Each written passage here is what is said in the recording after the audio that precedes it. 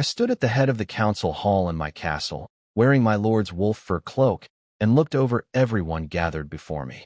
The north wind howled outside, but inside the fires kept us warm. On my left stood Lane and his elite golden-rank Imperial Knights, the backbone of my territory's defense. On my right were 12 new faces, the administrative team brought from Snow Wolf territory. They looked nervous but eager.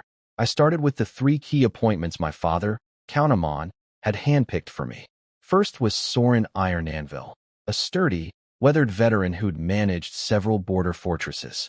I named him Chief Administrative Officer, putting the entire daily operation of the territory on his shoulders. He accepted without hesitation. Next was Harvey Silverfeather, young, sharp, wearing gold-rimmed glasses and carrying himself like a scholar. I made him Chief Political Officer, responsible for all laws, records, census, disputes, and official documents. He already had ideas forming behind those calm eyes. Last was Edwin Coppercoins, a plump, smiling man who looked like a friendly merchant but was known as the Iron Abacus back home. I appointed him Chief Financial Officer, in charge of taxes, treasury, budgets, military pay, and every coin flowing through the territory. His smile vanished and turned to iron seriousness when he swore not a single gold dragon would be wasted. The remaining 9 I assigned as assistants and local managers for villages, mines, and workshops, letting the 3 chiefs distribute them based on their strengths. I walked beneath the great snow wolf emblem and spoke plainly. This land was harsh, surrounded by monsters, and everything needed building from nothing. We weren't here for comfort. We were here to carve out a home for our people and raise the snow wolf banner over the northern frontier. They all swore to follow me. I could feel their determination was real. I dismissed the 9 to their posts with Lane's knights as escorts and ordered preliminary reports by sunrise. Then I sat with my 3 chiefs and gave each their first tasks. Soren was to take over settling the 5,000 new serfs that Martin was processing, assigning them to farmland, construction, roads, and mines, with proper schedules, rotations, and discipline rules. Harvey was to draft a temporary legal code for the territory within 3 days, covering security, land rights, trade, disputes, and ownership of monster loot and mining rights, something clear and enforceable. Edwin was to inventory every last coin and supply in the storehouse, catalog the goods my 3rd brother Fletcher's merchant company had shipped in, and build a 6-month budget. I needed to know exactly how long our money would last and how to stretch it further. All 3 left with fire in their eyes, already calculating and planning as they walked out. I stood alone under the wolf emblem, watching snow fall outside the window, and felt real confidence for the first time. This team my father chose and my mother quietly supported was already running like a well-built machine. My territory finally had experienced hands on the wheel. We were no longer drifting. We were ready to cut through the waves. Deep winter hit hard. The north wind screamed across the frozen wasteland, bringing heavy snow that could freeze steel and seal rivers solid. But even in this brutal cold, life was pushing through. After nearly 2 months of day and night work by thousands of serfs and the Riser garrison soldiers, the expansion of Kangland town was finally complete. The old wooden fence walls were gone. In their place stood thick earthen walls 5 meters high, packed with frozen soil, crushed stone, and reinforced with heavy logs. Walkways ran along the top for patrols, and watchtowers rose at the 4 corners. Nothing compared to Snow Wolf City, but enough to hold off small monster raids and savage weather. Inside, the messy shanty camps had been cleared away. Proper streets now spread outward from my castle like spokes of a wheel. Rows of sturdy log cabins lined them, roofed with thick mudgrass layers and waterproof felt. Simple but sealed tight against the cold, each one fitted with a small fireplace, sending white smoke curling into the gray sky. A small square had been built at the center of town, with a public granary, a basic workshop district, and a government hall that Harvey had overseen, serving as both administrative office and courthouse. Rough around the edges, but functional. Near the north gate, proper military barracks had gone up for the Flying Tiger Knights and the Riser garrison. They finally had real shelter and a training ground. A solid armory stood nearby, stocked with well-maintained weapons and armor. The whole town radiated order and quiet strength even through the blizzard. Around the town, 10 new villages had taken root like tough lichen on frozen ground, each placed with strategic purpose that Soren and I had planned together. 3 villages sat in a triangle around the Tier 3 cold iron ore veins. Built into the hillsides, their walls reinforced with mining waste and frozen earth, they housed miners and their families. Ore sorting yards and mine roads were already in place. This was the source of future high-grade equipment materials. For more villages clustered near the Tier 2 and Tier 1 refined iron deposits. Slightly larger, these had attracted some craftsmen alongside the miners. Small smelting furnaces and forges were running inside them, handling basic or processing. The seed of our territory's industry. All mining villages had simple stone and timber walls, watchtowers, and small riser garrison squads. Roads to these sites had been built first to keep or transport flowing.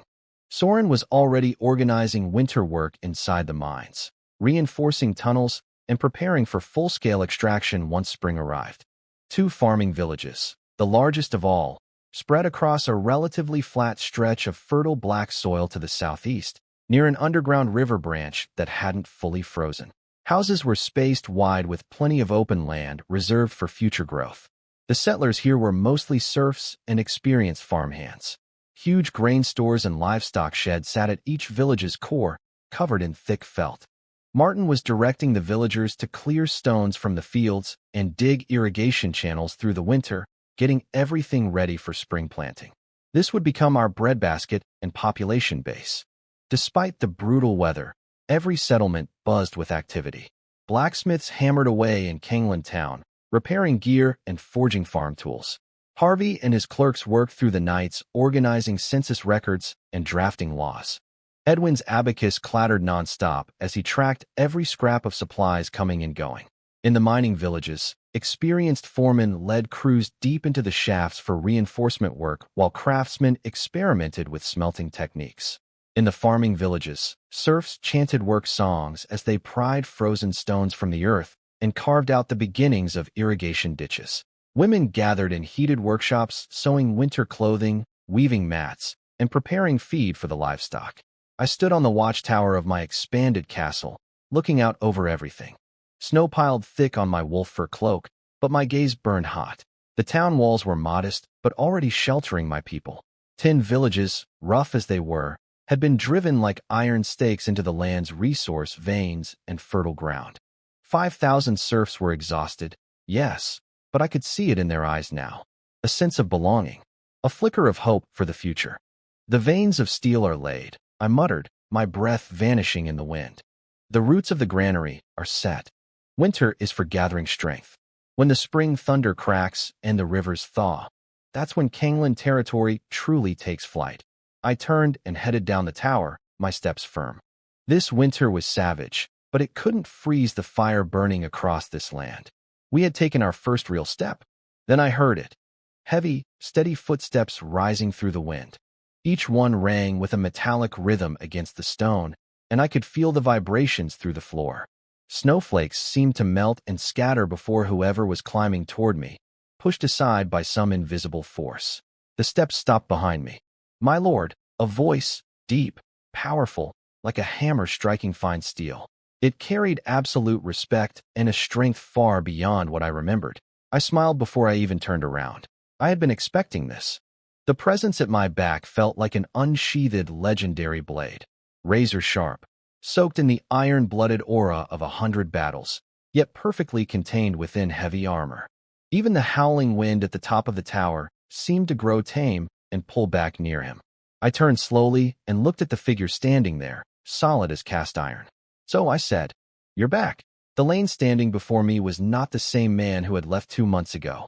He still wore imperial armored cavalry plate, but the color had changed, from dark gold to something deeper, almost black, as if the metal could swallow light itself.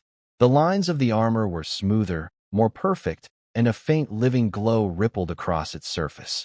That was the sign of battle aura, fused completely with the steel. The imperial eagle crests and runes carved into the plates seemed alive now, pulsing with energy that made the soul tremble. His visor was up, showing a young face carved hard by wind and battle. His eyes were sharp as a hawk's, deep as a frozen lake, and somewhere behind those pupils golden battle aura burned like quiet magma. He stood straight as a spear, and just by standing still he created an invisible barrier around himself. The biting wind and falling snow simply couldn't reach him. My lord, his voice cracked with emotion. Before I could speak, he dropped to one knee with thunderous force. The stone cracked in a web of fractures under his armored kneecap.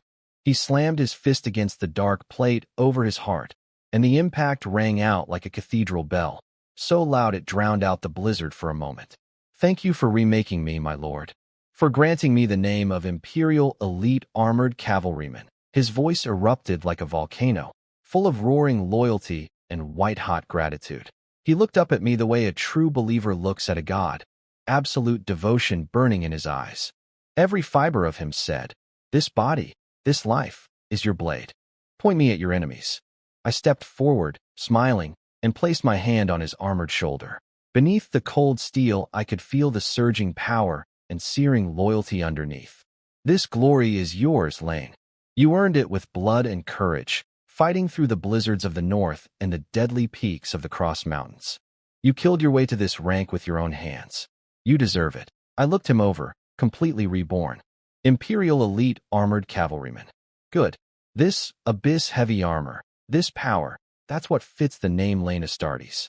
That's what fits the sharpest blade of my Kanglan territory. This was Lane Astartes. 2 months of life-and-death combat in the Cross Mountains had pushed him past his limits into the realm of Earth Knight, forging the supreme honor of Imperial Elite Armored Cavalry.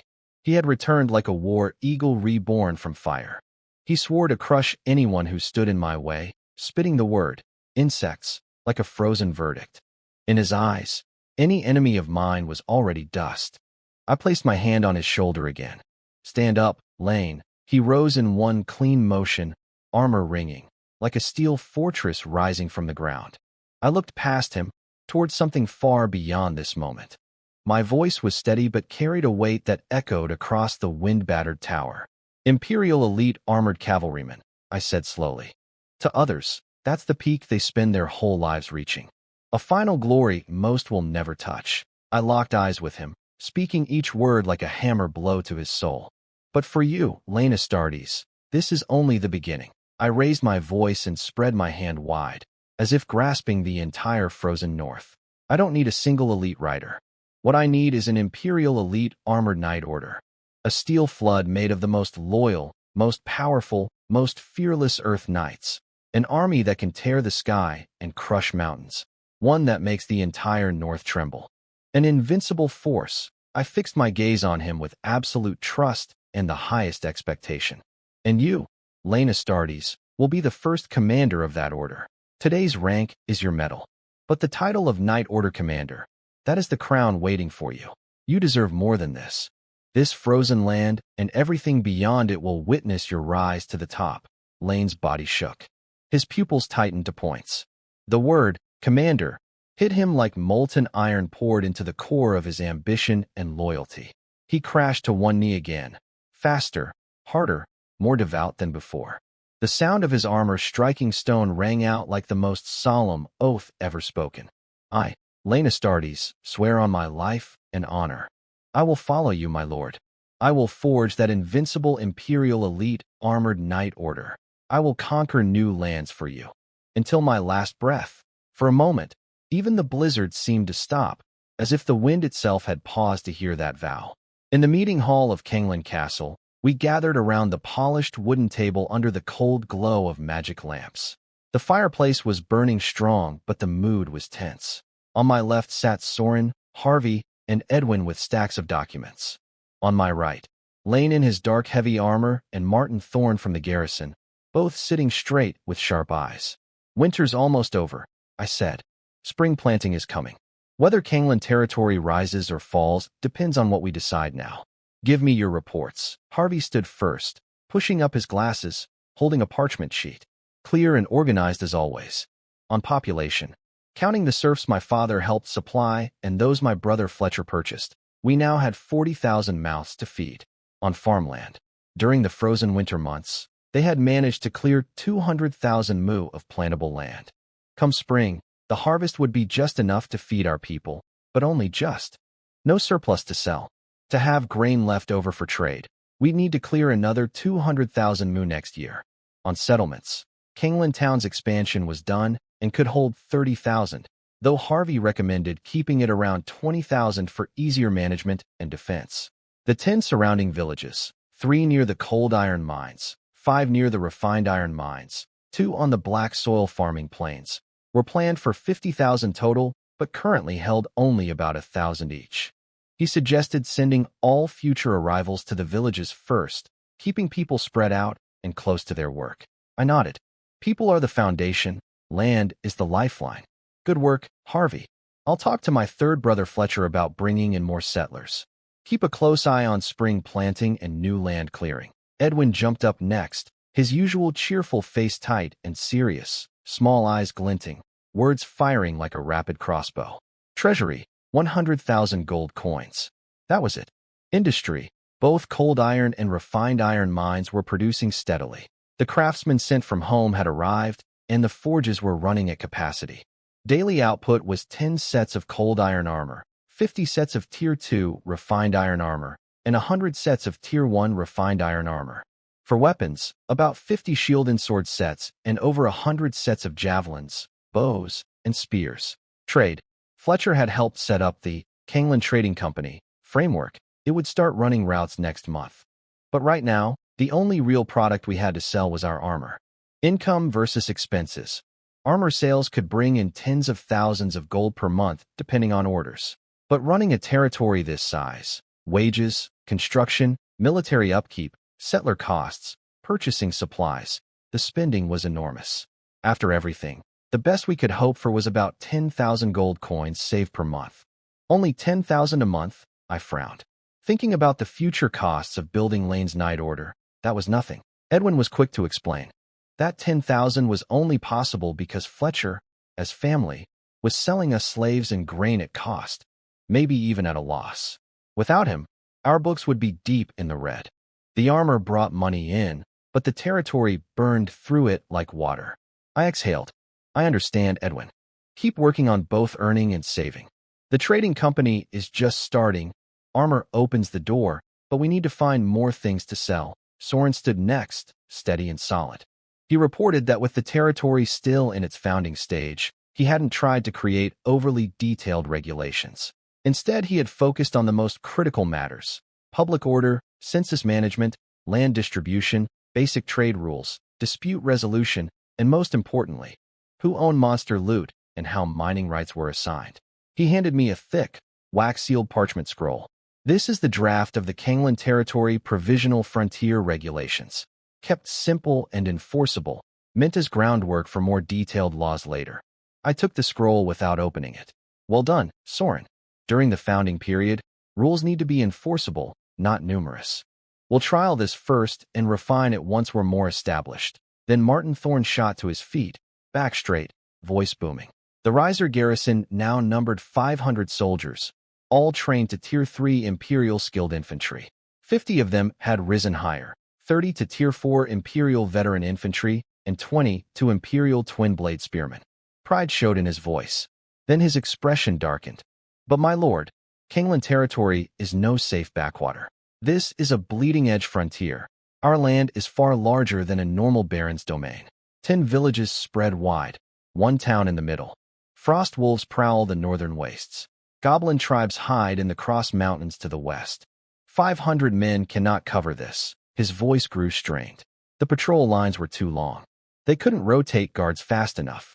Protecting one village meant leaving another exposed.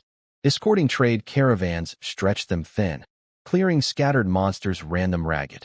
Sooner or later, something bad would happen.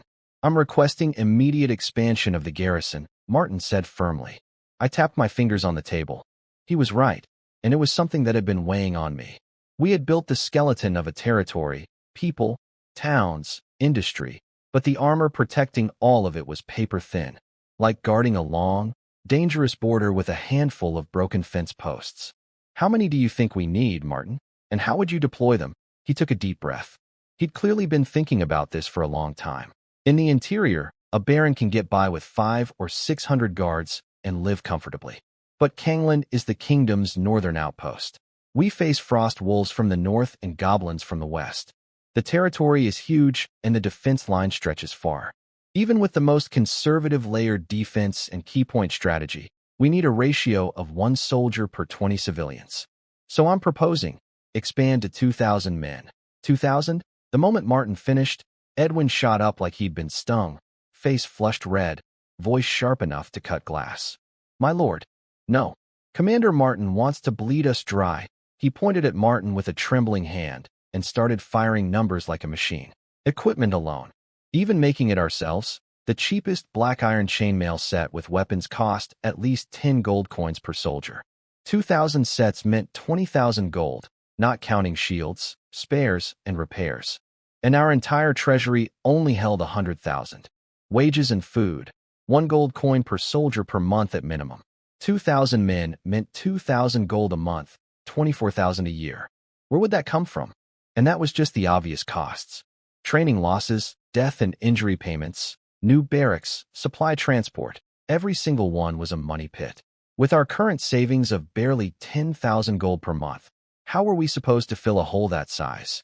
Edwin turned to me, practically begging. Just maintaining the current 500 garrison troops, and the Flying Tiger Knights already had the purse strings pulled tight. Expanding to 2,000 would mean by next summer we wouldn't just fail to save money. We'd be lucky not to drown in debt. The territory would collapse under its own weight. His words hit like a bucket of ice water. Every number was cold and real. Martin's face went iron dark. His fists clenched until his knuckles turned white. He couldn't argue with the figures, but the invisible threats lurking beyond our borders stabbed at him like needles. He refused to back down. Soldiers or money? The contradictions smashed together like two blades, throwing sparks. The hall went dead quiet. Just the crackle of the fireplace and the howling wind outside. Every pair of eyes landed heavy on me, waiting for my decision. My tapping fingers slowed to a stop. I looked at Martin, grim-faced, worried about security. Then at Edwin, red-faced, worried about bankruptcy. The firelight flickered in my eyes as the war raged inside my head. I let out a long breath, pushing all the weight and hesitation out of my chest. My finger came down on the table one final time like a guillotine blade cutting through doubt. Martin, Edwin, both snapped to attention instantly. I looked at Martin and gave the order, sharp and final. Expand immediately. 2,000 men. Martin's whole body shook.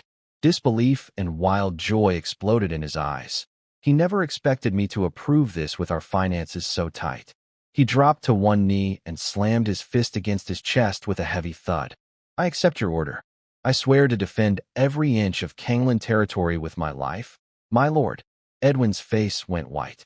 His voice cracked, almost breaking into tears. Please reconsider. The money. I cut him off with a sharp wave of my hand. My eyes locked onto him like a hawk's, and my voice dropped low but carried the force of a volcano. Money can be earned back.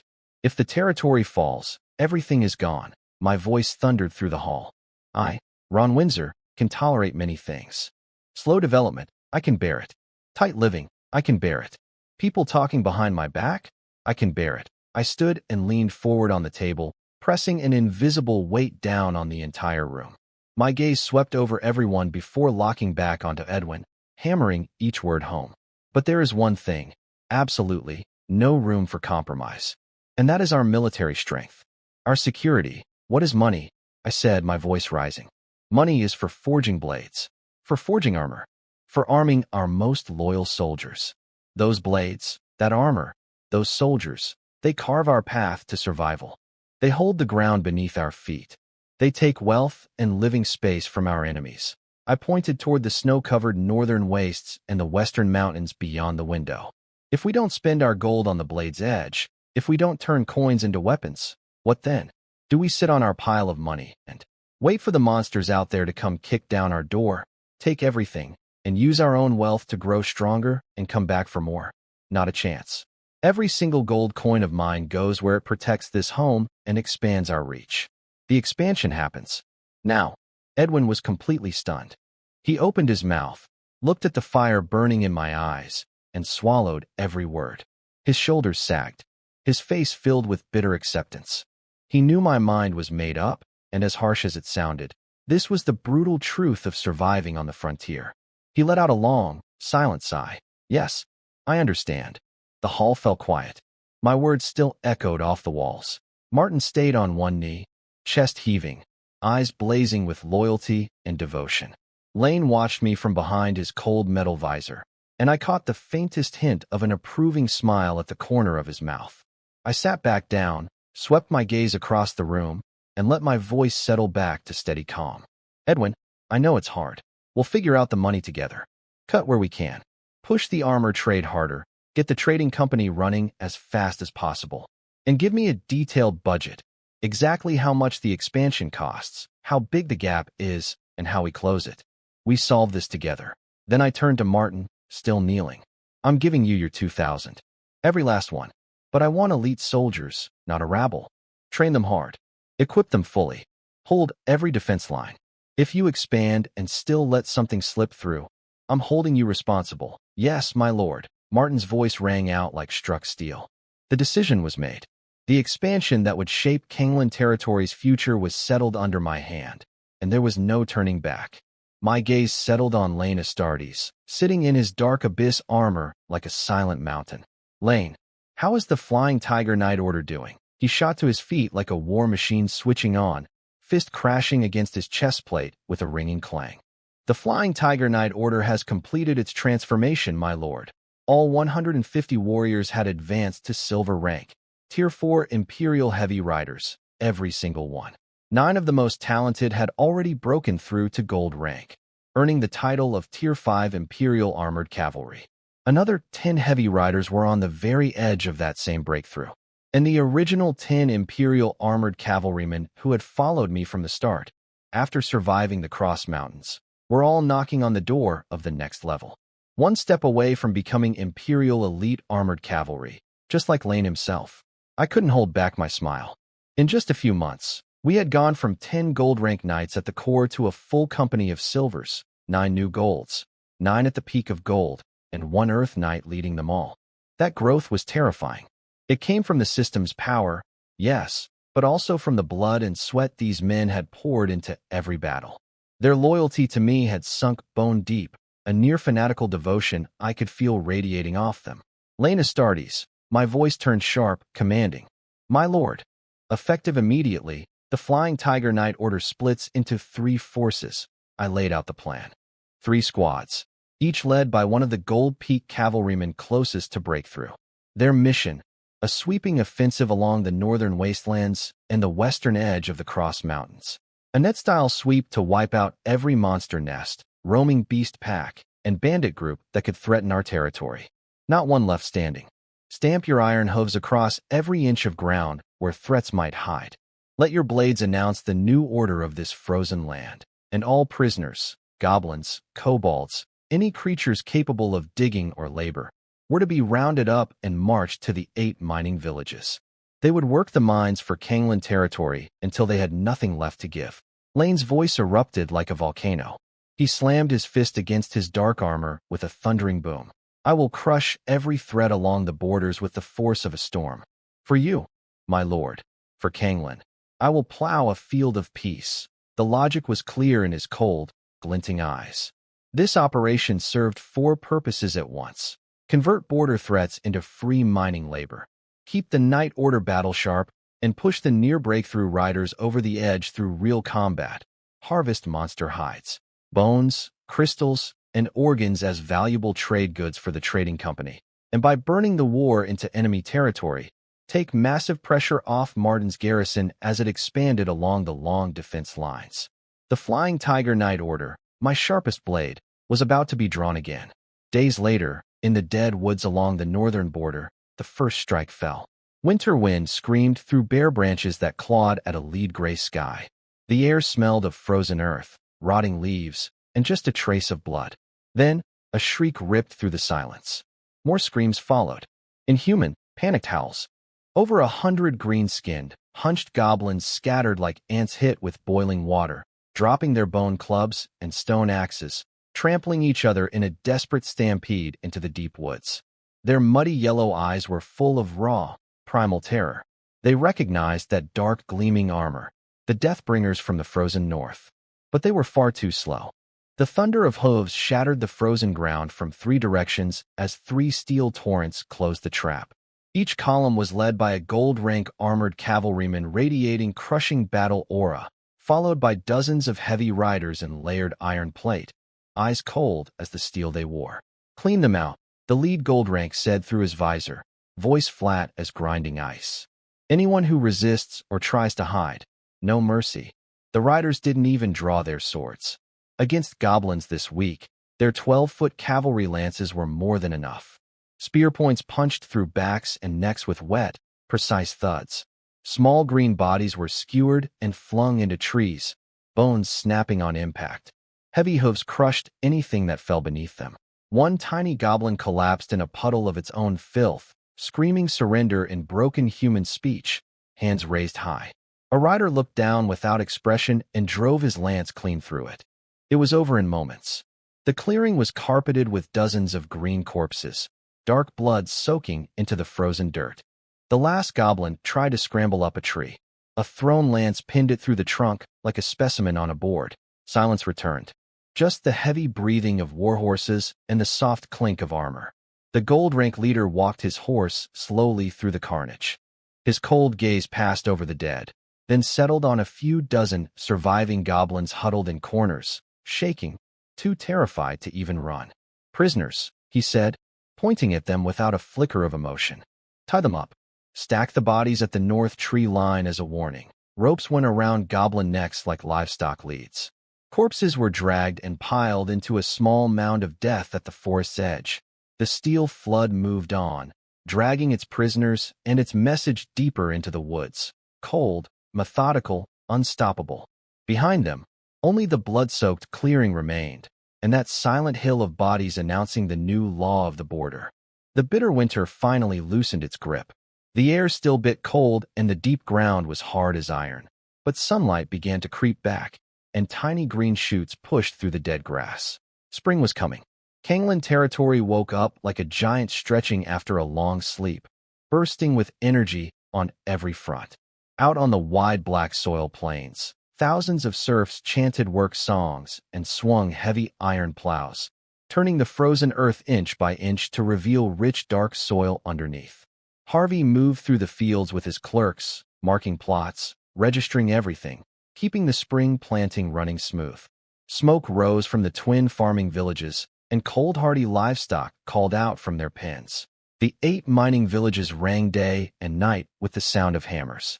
Goblin and kobold prisoners hauled ore from the deep shafts under the crack of overseers' whips, numb but efficient. New smelting workshops blazed with furnace fire, molten iron pouring red-hot, forging hammers shaking the walls. Refined iron and cold iron ingots flowed out steadily, some going to arm the military, the rest stamped with the Kanglan Trading Company brand and stacked for shipment south. The Flying Tiger Night Order's 3 strike forces kept sweeping the northern wastes and western mountain edges like tireless rakes. Lane commanded from the center, cold and precise, running his endless, cleaner operation. Every day brought new monster nests destroyed and new prisoners, goblins, gnolls, even lone trolls, chained together and herded like cattle to the nearest mining village. Their sweat and blood were becoming the bones and sinew of my territory. Martin was running himself ragged. 2,000 new recruits had been gathered and were training hard in the expanded barracks. Edwin gritted his teeth and squeezed every last coin from our tight treasury to forge basic chainmail and weapons for them. The workshop district in Kanglan Town roared around the clock. Everything was moving according to the blueprint I had drawn up during winter. The territory ran like a precise war machine, every gear spinning fast, building up the power to break through. Then, on one of those hopeful spring days, a squad of battered riders crashed through it all like a dark shadow.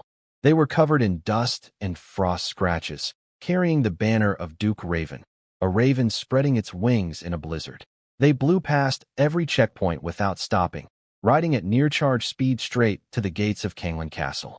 Their hoofbeats hammered the stone road with an urgency that could only come from the highest authority in the north. The lead messenger was brought into my council hall. He pulled off his mud-caked helmet, revealing the weathered face of an old northern veteran, lined with exhaustion and grim weight. The moment he spoke, Every conversation about planting and building in the room froze solid. Lord Ron, he dropped to one knee, voice hoarse but cutting clear. By order of Duke Raven, emergency military intelligence, he drew a deep breath, and his words drove into the room like ice spikes. The Orc Kingdom. Southern Grand Chieftain, Duke Rank, Skullcrusher Grom Hellroar has gathered 37 chieftains ranging from Baron to Count level at his capital, Bloodhowl Fortress. 300,000. 300,000 Orc warriors. At least 50,000 of them are well-equipped, blood-crazed elite warbands. Frost Wolf Cavalry and Kodo Beast Wardrum units are marching with them. Their vanguard is already sweeping through the border buffer zone like a swarm of locusts. Their target, Raven Fortress. The Duke believes the Orc main force will launch a full-scale attack during the busiest period of spring planting, when our northern troops and farmers are stretched thin. They intend to smash through the fortress in one push and raid our rich heartland. A full northern mobilization order has been issued. All nobles, regardless of rank, are to enter a state of war immediately. Conscription by law, for holders of the Baron title, minimum levy, 100 black iron rank professional soldiers, 10 bronze rank professional officers, and 1 silver rank professional commander. Deadline, 15 days. All conscripted forces must arrive at the designated assembly area at Raven Fortress. Anyone who disobeys, military tribunal. 300,000 orcs? Attacking during spring planting. I shot up from my seat, every trace of hope draining from my face. I stared hard at the messenger. This is confirmed? Absolutely, my lord. The intelligence was brought back by Duke Raven's Raven Eye agents at the cost of their lives, and cross-verified by multiple scout teams on the front line. The Orc war banners stretch like a forest, their drums shake the earth. The scale is unprecedented. This is no bluff. My heart sank like a stone. This wasn't a drill or a border skirmish. This was the opening of a full-scale national war. I sat back down slowly, fingers tapping the cold oak table without thinking. Everything I had just been planning. The 200,000 mu of new farmland, the mines hitting their stride, the trading company routes, the night orders sweeping operations, the 2,000 recruits still in training. All of it was suddenly under a dark war cloud, hanging by a thread. Spring planting. What happens to it if the main force leaves? Who guards the new villages? Will the mining prisoners revolt? Will trade routes get cut? And those 2,000 half-trained recruits? Do I send them into a meat grinder? Questions flooded my head like tangled rope. But I knew there was no time to hesitate. I took a deep breath, forced my thoughts into order, and let my eyes go sharp again. I looked at the kneeling messenger. Understood. Tell the Duke that Baron Ron Windsor of Kangland territory obeys the order. Within 15 days, I will personally lead our best troops to Raven Fortress. I tossed him a heavy gold coin. Good work. Buy yourself a drink on the road to shake off the cold. He took it, his frozen expression softening just slightly. He bowed deep and left with long, urgent strides. The heavy oak door closed. The hall went dead silent. Firelight flickered across my grim face and the shocked expressions of Soren, Harvey, Edwin, Martin, and Lane. Edwin was the first to explode. His round face went white, half terrified, half furious. Is that orc chieftain insane? Spring planting. This is spring planting. Don't they need to grow food too? If this war drags on, seeds rot in the ground before they sprout. What are they after? I sat with my fists clenched white, voice low as a storm held back. Exactly. Spring planting. I turned to Soren. You've studied the kingdom's history cover to cover. Has any sane duke ever launched a 300,000-man war of annihilation during planting season? Soren shook his head slowly, face hard as iron. Never. In 1,000 years of kingdom history, written in blood and fire, there has never been a spring campaign on this scale. Any commander with basic sense knows, spring planting is the foundation. It's what fills granaries and feeds armies the following year. Going to war now is cutting your own throat. It's suicidal madness. Martin shot to his feet, eyes burning with anger and worry. He's right, my lord. This breaks every rule of warfare and survival. Kingdom tradition says summer harvest and autumn hunts are the time for war. Summer means fresh grain, strong soldiers, fat horses. Autumn means firm roads and clear skies for armies to move. That's when you fight, at peak strength, and you can raid enemy crops to feed your own campaign. His voice cracked with disbelief. Launching 300,000 troops in spring? That's the most idiotic thing I've ever heard. Unless, his eyes sharpened to blades. Unless what Grom Hellroar is after goes far beyond anything we can imagine. Unless there's a secret behind this war big enough to make him throw away common sense and gamble everything. Even the Orc Kingdom's own survival. I slammed my fist on the table. The boom echoed through the hall. Martin's right. When something makes no sense, something bigger is hiding underneath. I forced myself calm and started thinking out loud, tracing the history. Our Solaro Kingdom has been strong for over 300 years, since wise King Charles V restored the realm. King after king ruled well. 2 generations back, Iron Fist King Charles VII crushed the orcs so badly they couldn't raise their heads. After that great war 200 years ago, the orcs limped back to their frozen wastes and submitted for 2 centuries. In all that time, 200 years of our kingdom growing stronger, our armies better equipped. What have the orcs done? Small raiding parties stealing grain and livestock on the border.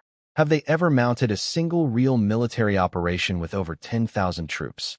Never. Not once. They've been like wolves with broken spines, only daring to bare their teeth from the shadows. And now, I stood, sweeping my gaze across everyone.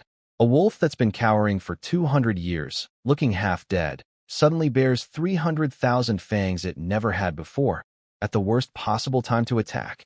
Does that seem normal? Does that seem reasonable? There must be something enormous behind this. Either the Orc Kingdom has built up a terrifying power we never detected, enough to believe they can crush everything in their path. Or, my voice went ice cold. They found an opportunity. Something that could overturn the entire North, maybe even the whole kingdom. Something so valuable they're willing to bet their nation's future on it and throw everything into a spring gamble. The room went silent. Everyone drew a sharp breath. A chill colder than any northern winter settled over the hall. Whatever was hiding behind this war was far more dangerous than 300,000 orcs. The air in the council hall was so heavy it felt solid. I swept my gaze across every face at the table. The Duke's order is clear. The Royal Logistics Corps will handle frontline supplies, so we don't need to worry about food transport. What we need to figure out right now is how to pull our best fighters for this campaign without leaving our home defenseless. I need this expeditionary force to be the sharpest blade on the battlefield, one that makes the name Kanglan feared. Tell me what we've got. Harvey stood first, unrolling his parchment, voice calm and precise like a counting machine. Labor reserves from prisoners. Over 5,300 low-level monster captives, goblins, kobolds, working the mines. 220 apprentice-rank orcs with basic combat ability or useful skills, partly doing heavy labor, partly under close guard. 53 black iron rank fighters, gnolls and stronger orc warriors, dangerous, requiring heavy security. And 3 silver rank trolls, enormously powerful and destructive, currently watched in rotation by elite flying tiger squads under multiple restraints. Harvey pushed up his glasses. With this many prisoners, if our main force leaves, there's a serious risk of mass revolt. Those 3 trolls especially are a major threat. Martin rose next, stiff as a spear. The Riser garrison stood at exactly 2,000. The Corps was the original 500 veterans, all now Tier 3 Imperial skilled infantry, experienced, loyal, the backbone. Of the 1,500 new recruits, 300 had broken through to Black Iron rank as proper Imperial infantry. The remaining 1,200 were still Tier 1 Imperial recruits, undertrained and limited in combat value. Even after the Night Order's sweeps, Martin said, brow tight, there are still monster tribes lurking deep in the Cross Mountains and the frozen wastes. 10 villages, 1 town, mines and farms, all spread out. I recommend keeping at minimum 500 bronze rank veterans and 500 apprentice rank recruits for garrison duty, plus a 50-man mobile cavalry squad of elites ready to respond to emergencies anywhere. I turned to Lane. He rose like a mountain coming alive, armor ringing. The Flying Tiger Knight Order was fully combat ready. The original 10 Imperial armored cavalrymen who had followed me from the start, including Lane, had all broken through. Every one of them was now an Imperial elite armored cavalryman. Beyond them, 19 newly promoted Imperial armored cavalrymen at gold rank. and 121 Imperial Heavy Riders at silver rank. Total: 10 Earth Knights, 19 Gold Rank Knights, 121 Silver Rank Knights. Ready to fight at any moment. I nodded. I knew these numbers well from the monthly reports Lane and Martin submitted. The Flying Tiger Knight Order's terrifying growth rate was my greatest advantage in the north. I tapped one finger on the table like a gavel and made my decisions. Lane, detach 15 riders from the Knight Order. 5 gold rank armored cavalrymen leading, 10 silver rank heavy riders supporting. They form a permanent mobile squad here in Kanglan under Martin's command. Their job: crush any prisoner revolt, hunt stray monsters, reinforce any point under attack. Martin, from the garrison, pull 100 bronze rank veterans and 300 black iron new soldiers. 400 total.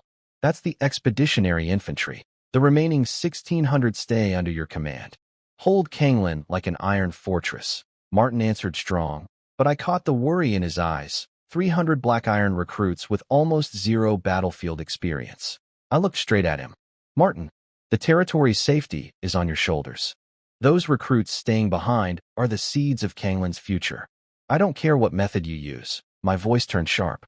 When I return victorious, if even one of those 1,200 apprentice recruits hasn't broken through to black iron rank, you'll be shoveling horse manure in the stables for 3 months. Personally, Martin flinched like he could already smell it. Every trace of hesitation vanished from his face, replaced by do-or-die resolve. My lord, I stake my word on it. If I fail, I'll shovel willingly. But I guarantee, they will be transformed. I knew what he was thinking. With my power working behind the scenes, as long as these men weren't completely hopeless, breaking through to black iron was a matter of hard training and time. He'd pushed them to the breaking point. Good. I added one more thing. Deep inside the castle, there's still the Earth Knight my grandfather sent. If you face a truly overwhelming enemy, use my written order to call on him. But remember, only in a life-or-death crisis. Day-to-day threats, you and your soldiers handle yourselves. Relief flooded Martin's face. An Earth Knight as a hidden ace was like an anchor holding everything steady. Understood, my lord. I won't let you down. Behind Lane's cold metal visor, I knew he understood. I had squeezed Kanglan's defenses to the absolute limit while pulling together the strongest possible strike force for the campaign. From here on, it would be enemy blood that watered Kanglan's reputation. As for the 1 silver rank commander required by the levy, I let a cold smile cross my face. That will be me, Baron Ron Windsor of Kanglan. Personally, my lord. You're going yourself? Martin and Edwin shouted at the same time. A lord on the front line meant enormous risk. Why not? I stood, and the room felt the weight of it. This is my territory. These are my soldiers. I won't send others into danger in my place. In this war, I stand with my men. We live or die together. I gave final orders. Soren, Harvey, you two have full authority over governance, spring planting, the mines, and public order. Edwin handles logistics and supply. Martin holds the territory with 1,600 troops. Anyone who causes trouble, kill them without mercy. Lane, come with me. Martin, you too. I turned and walked toward the depths of the castle without another word. The heavy black stone door sealed shut behind us, cutting off the world. Inside the secret chamber, blue magic crystals glowed from the walls, lighting up the energy-gathering formation on the floor. The air was thick with magic and a faint smell of blood, traces of my past breakthroughs. My lord, Martin looked uneasy in the strange, oppressive space. Lane stood silent behind me like a steel shadow. I said nothing. I walked to the center of the formation and sat cross-legged. My mind sank inward, and the familiar cold system interface opened. Personal rank, Black Iron Knight, Level 1. Available experience, 12,875. Cost to advance to Silver Knight, Level 2, 10,000. System, Advance. Silver Knight, Command confirmed. Beginning advancement, then it hit me. A flood of energy, far more violent and burning than my black iron breakthrough, erupted from my core like a volcano splitting open. Molten power rammed through every channel in my body. I couldn't hold back a strangled growl. My whole body shook. My skin turned red, veins bulging like thick cords across my flesh. My bones groaned and cracked under the strain, feeling like they might shatter and reform at any moment. The temperature in the chamber spiked. Frost on the walls melted visibly. The hard black stone floor cracked beneath me. "My lord," Martin went pale and lunged forward, but Lane's armored arm blocked him like an iron bar. "Don't move," Lane said through his visor, cold and certain. "The Lord is transforming." He was right. The raging energy was tearing apart my old, fragile black iron pathways. The pain felt like a million steel needles piercing me from the inside. But through that agony, new channels, wider, tougher, silver, were being forced open and rebuilt. My battle aura seed spun wildly, devouring the massive power converted from experience. It was no longer a seed. It was a small blazing sun radiating silver light. Torrents of silver battle aura poured out, flooding through my reborn pathways, bringing tearing pain and newborn strength at the same time. I felt invisible chains snapping inside me, one after another. My aura climbed at terrifying speed. The sluggishness and weakness of black iron fell away, replaced by something sharper, denser, like steel refined 100 times over. When the experience counter stopped at 2,875, an invisible energy storm exploded outward from my body. The air in the chamber froze for a heartbeat, then blasted apart. The wall crystals flickered wildly. Lane and Martin both stumbled back a step. I opened my eyes. Two beams of razor-sharp silver light shot from my pupils like lightning cutting through darkness, flooding the chamber. The power behind that light was leagues beyond black iron. I stood slowly. My body felt the same, but everything else had changed. A faint silver glow seemed to run beneath my skin. Every movement carried a natural weight, steady as a mountain, sharp as a sword. Inside me, silver battle aura surged through wide, strong channels like a roaring river. The strength was like nothing I had felt before. Silver Knight. Breakthrough complete. I clenched my fists, feeling the power flood through me. I looked at Martin's stunned face and let a cold, confident smile cross my lips. "So, does this silver rank commander qualify to lead the campaign personally?" Martin stared at me like he was seeing a different person. The worry drained from his face, replaced by awe and fierce excitement. He crashed to one knee, voice shaking. "My lord's power is supreme. I am completely convinced. This war, Kanglan will win." Lane bowed slightly. Behind his visor, I caught the glint of recognition and anticipation. I took a deep breath, silver aura roaring inside me. I looked at the sealed chamber door as if I could see straight through the stone walls, all the way to Raven Fortress waiting in the north. "Lane, my lord, assemble the night order. At dawn tomorrow, we march." "Yes, my lord." The next morning, the deepest darkness before dawn, the massive oak gates of Kanglan Castle groaned open. Cold morning wind rushed through the passage, carrying the last bite of winter. Outside was no empty wasteland. It was an army standing in killing silence. The Flying Tiger Night Order, 100 silver rank Imperial heavy riders in layered cold iron and refined iron plate, motionless as statues at the front. Their northern warhorses were tall and powerful, snorting clouds of white breath, hooves scraping frozen ground. The riders were silent behind lowered visors, eyes cold and sharp. 12-foot lances pointed at the sky, tips glinting faintly in the dim light. The iron-blooded aura of 100 battles hung around them so thick that even the howling wind seemed to pull back. Behind them stood the 400 elite infantry drawn from the Riser garrison. On the left, 100 Imperial skilled infantry in Tier 3 cold iron armor, carrying hide-covered kite shields and refined iron spears, eyes steady and veteran calm like bedrock. On the right, 300 Imperial infantry in Tier 2 refined iron armor, armed with war axes or heavy swords, carrying a mix of sharp eagerness and nervous tension. They stood in tight formation, silent power coiled and ready to spring. The whole formation was a drawn sword, edge exposed, ready to strike.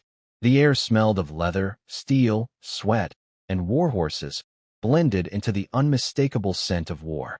I sat on a jet-black warhorse with 4 white hooves, wearing custom silver-gray Lord's battle armor engraved with the Snow Wolf crest.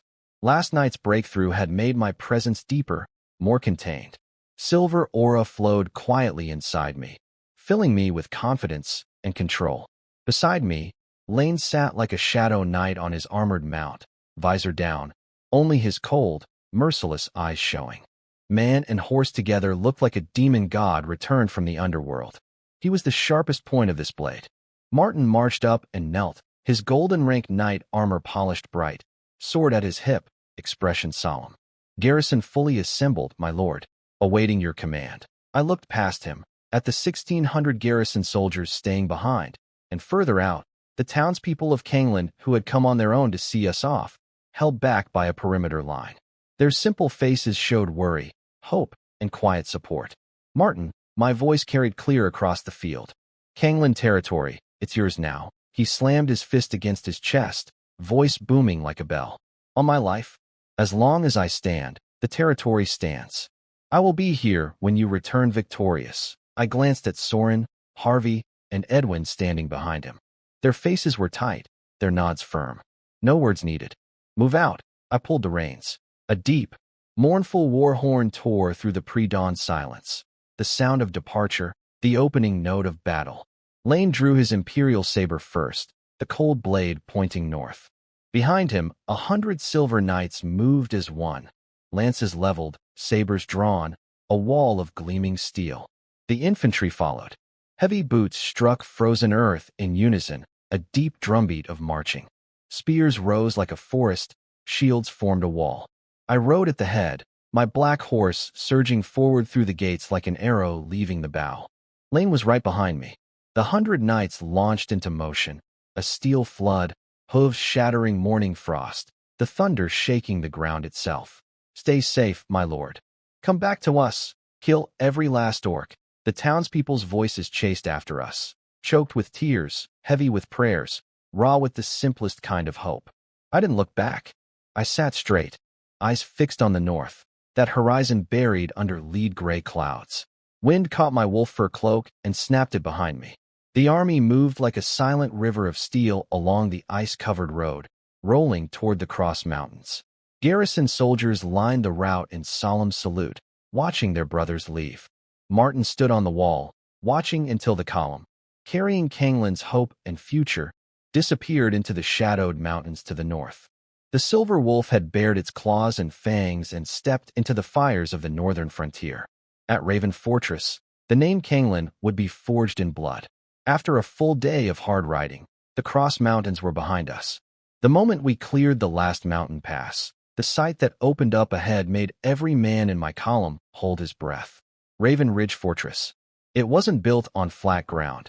It grew out of the earth itself, fused with the entire Raven Ridge mountain range like a steel beast rising from the stone. The towering walls were made of dark ice obsidian rock, a material found only in the north, hard as refined steel. 1,000 years of weather and war had turned the surface a deep black that seemed to swallow light. Massive claw marks, impact craters, and burn scars covered every stretch of wall, silent proof of the horrors that had crashed against it over the centuries. Along the top, arrow towers and magic towers bristled like rows of fangs, their tips flickering with blue and crimson energy. Giant crossbow batteries and catapults crouched behind the battlements, showing their ugly outlines. At the highest point, a huge banner flew, the Raven Duke's crest, a raven soaring through a blizzard, snapping in the mountain wind with an authority that pressed down on everything below. In front of the fortress stretched a vast assembly plain, deliberately cleared of anything. Right now it was a boiling ocean of soldiers. Tens of thousands of tents spread across the ground like mushrooms after rain. Colored noble banners flew above them, carving out distinct territories.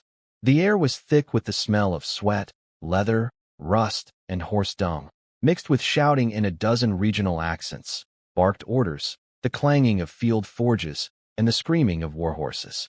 It all blended into one massive, chaotic symphony of war. I reined in my horse and scanned the camp like a hawk. I spotted the Winterhold earldom's camp, banners showing a frozen castle. Large, well-organized, with the elite, Winter Guard, Night Order patrolling outside in formation. Their infantry was well-equipped, morale high. One of the oldest military powers in the north outside the Duke himself. Blackmount Fortress's camp, banner of a black mountain peak. Famous for heavy infantry. Everywhere I looked, soldiers in thick plate armor moved like walking fortresses, carrying massive tower shields and long-handled battle axes, radiating a mountain-like steadiness. Icewind Valley's camp, banner of howling wind and ice crystals. Known for light cavalry and rangers, agile riders darted through the camp while sharp-eyed rangers with longbows slung across their backs moved in quick, efficient groups. Scattered among these were many smaller baron and viscount camps, flags all different, soldiers varying wildly in gear and spirit. Most of them huddled near the larger noble camps for protection. "My lord, it seems we're not the earliest to arrive, but far from the last," Lane said quietly, bringing his horse alongside mine. Even he looked struck by the sheer scale. This was bigger than anything we had imagined. I nodded. Near the fortress core, I noticed an open area reserved under the Raven Duke's own banner, clearly held for his personal elite legions. The outer rings of camps spread outward like ripples, arranged by rank and strength. A newly created barony like mine would be pushed to the very edge. "Lane, my lord, take the column. Over there." I pointed my riding crop toward a stretch near the mountain's edge. It was on the outskirts, but the ground was slightly elevated with a clear view in every direction. Hard to surround, easy to watch from. A good defensive position even if it was far from the center. "Yes, my lord." Lane wheeled his horse to the front of the formation and threw his arm forward. "Flying Tiger Knight order. Advance." 100 silver rank heavy riders launched forward at once, hooves hammering frozen ground in perfect unison. They moved like a silent steel flood, their layered cold iron and refined iron armor catching the gray light, lances rising like a forest, sabers sheathed, killing intent rolling off them in waves. Every eye on the plain turned to watch. Whispers spread through the surrounding camps like wildfire. "Where did those cavalry come from? Look at that armor, cold iron plate. How much does a single set cost?" 100 heavy riders. "Which Earl's main knight order is that?" "Wait, that banner. The Snow Wolf crest. But the Snow Wolf Earl's main force hasn't arrived yet. That smaller flag, Kangland territory? Ron Windsor? Never heard of him. A barony with cavalry like that. Over 100 silver rank knights? And those squad leaders, every one of them feels at least gold rank. A barony? You're joking. A viscount at his peak might field a dozen gold rank knights. A baron with this many? Am I dreaming?" Surprise, confusion, envy, and a hint of wariness poured toward us from every direction. A force like ours made no sense for a mere baron. The Flying Tiger Knight order ignored it all. Under Lane's command, they reached our designated area fast and efficient. Riders dismounted in unison, set up camp, posted guards, and tended horses, silent, professional, cold. The mark of veterans who had fought and survived 100 battles. Then the 400 infantry arrived.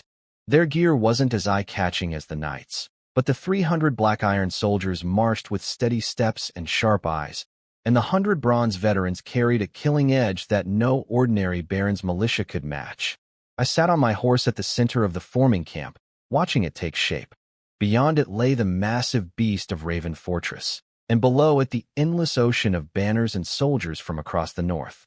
I breathed in air that tasted of iron and cold, silver aura flowing quietly through me. "Raven Fortress," I murmured. "Ron Windsor has arrived. The name Kangland will be written here, in orc blood."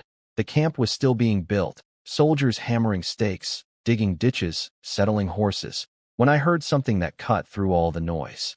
A deep, rolling thunder of hooves, perfectly synchronized, carrying a discipline and weight that instantly drowned out everything around it. I looked toward the sound and saw a cavalry force of about 1,000 riding along the main road inside the fortress perimeter, heading for that reserved core area. Their presence hit like a mountain bearing down. Their equipment was beyond anything else on this plain. Not ordinary steel plate, royal mithril-edged heavy armor, shimmering with a pale gold glow, covered in complex defensive runes. Their warhorses wore masterwork magical barding with weight reduction and protection enchantments at every joint. Instead of lances, they carried heavy runic cavalry spears and standard royal military sabers, the tips and edges flickering with light, clearly enchanted with anti-magic and sharpness properties. At the front flew 2 banners. The larger one showed a roaring golden lion circling crossed scepters, the royal crest of the Solaro Kingdom. Beside it, slightly smaller, the Raven Duke's crest, a raven soaring through a blizzard. The Royal Knight Order, 7th Legion. the permanent garrison force of Raven Fortress. The entire plain seemed to hold its breath. Tens of thousands of eyes locked onto them with awe, envy, and more than a little fear. Even the most arrogant noble private armies pulled back their swagger. But my eyes went straight to the commander riding between those two banners. He wore dark gold command armor more ornate than the rest, with roaring lion heads carved into the shoulder plates. No helmet, showing a weathered, dignified face with frost at the temples and eyes deep as an abyss. He scanned the road with the calm, penetrating gaze of a man who had commanded from high places and survived countless battlefields. My third uncle, Tyrion Windsor, my father's own brother, commander of the Royal Knight Order's 7th Legion. Uncle Tyrion, the words left my mouth before I could stop them. I never expected to meet him here, like this. Almost the same instant, his sharp gaze cut through the crowd and landed directly on me, standing on the low hill, as if drawn by instinct. A flash of surprise crossed his face, then shifted to something more measured, recognition and quiet assessment. He didn't react the way my brother Fletcher would have. He simply raised his hand. Halt. One word, low and commanding. 1,000 royal knights froze from full motion to perfect stillness in a heartbeat, moving as one body. The military precision was terrifying. Tyrion broke from the column with a handful of personal guards and rode toward my hill at an unhurried pace, hooves striking the ground with a steady, heavy rhythm. Then his composure broke into a broad, fierce grin. He reached me and slammed his armored hand down on my shoulder hard enough to rattle my teeth. "Huh, Ron," he laughed, loud and proud. "Good lad. You're a true wolf pup of the Windsor pack." "Hey, Uncle Tyrion," I said, grinning back. "It's been a while." Uncle Tyrion's deep eyes lit up like flames as he scanned the Knight Order behind me. His gaze cut through their armor like a blade, reading the quality of their battle aura, far more refined than ordinary silver rank. Then his stare lingered on the 10 elite armored cavalrymen in their dark abyss armor, radiating the terrifying pressure of Earth Knights. "Good, good, good," 3 thunderous shouts burst from him. The permanent frost of command on his face melted into wild, unguarded pride. He slapped my shoulder so hard my bones ached. "You little rascal," his voice was like hot lava, full of swagger and feeling. "I used to tell your father, that boy of yours does nothing but chew on sword manuals and hide in his study like an old scholar. Where's the wildness? Where's the killer instinct? He's a sheep wearing wolf skin." He roared with laughter, the sound shaking the air around us. I was wrong. You weren't lacking ambition. You just buried it deeper than anyone else, held it in tighter than anyone. And then you pull this out without a word. He swept his arm toward my 100 silver knights, eyes blazing. Over 100 silver rank riders, and every last one of them battle-hardened, foundations solid, aura dense, real veterans. This scale, this quality, his voice climbed higher, dripping with exaggerated awe and open family pride. Give you a few more years to grow this, multiply those numbers, get yourself 1,000 riders. At that point, forget ordinary earls having to walk around you. Even a sky knight like me would have to think twice before charging head-on into that steel flood. He wasn't joking. 1 or 2 silver knights meant nothing to a sky knight. 10 were just a slightly bigger nuisance. But 100? 1,000?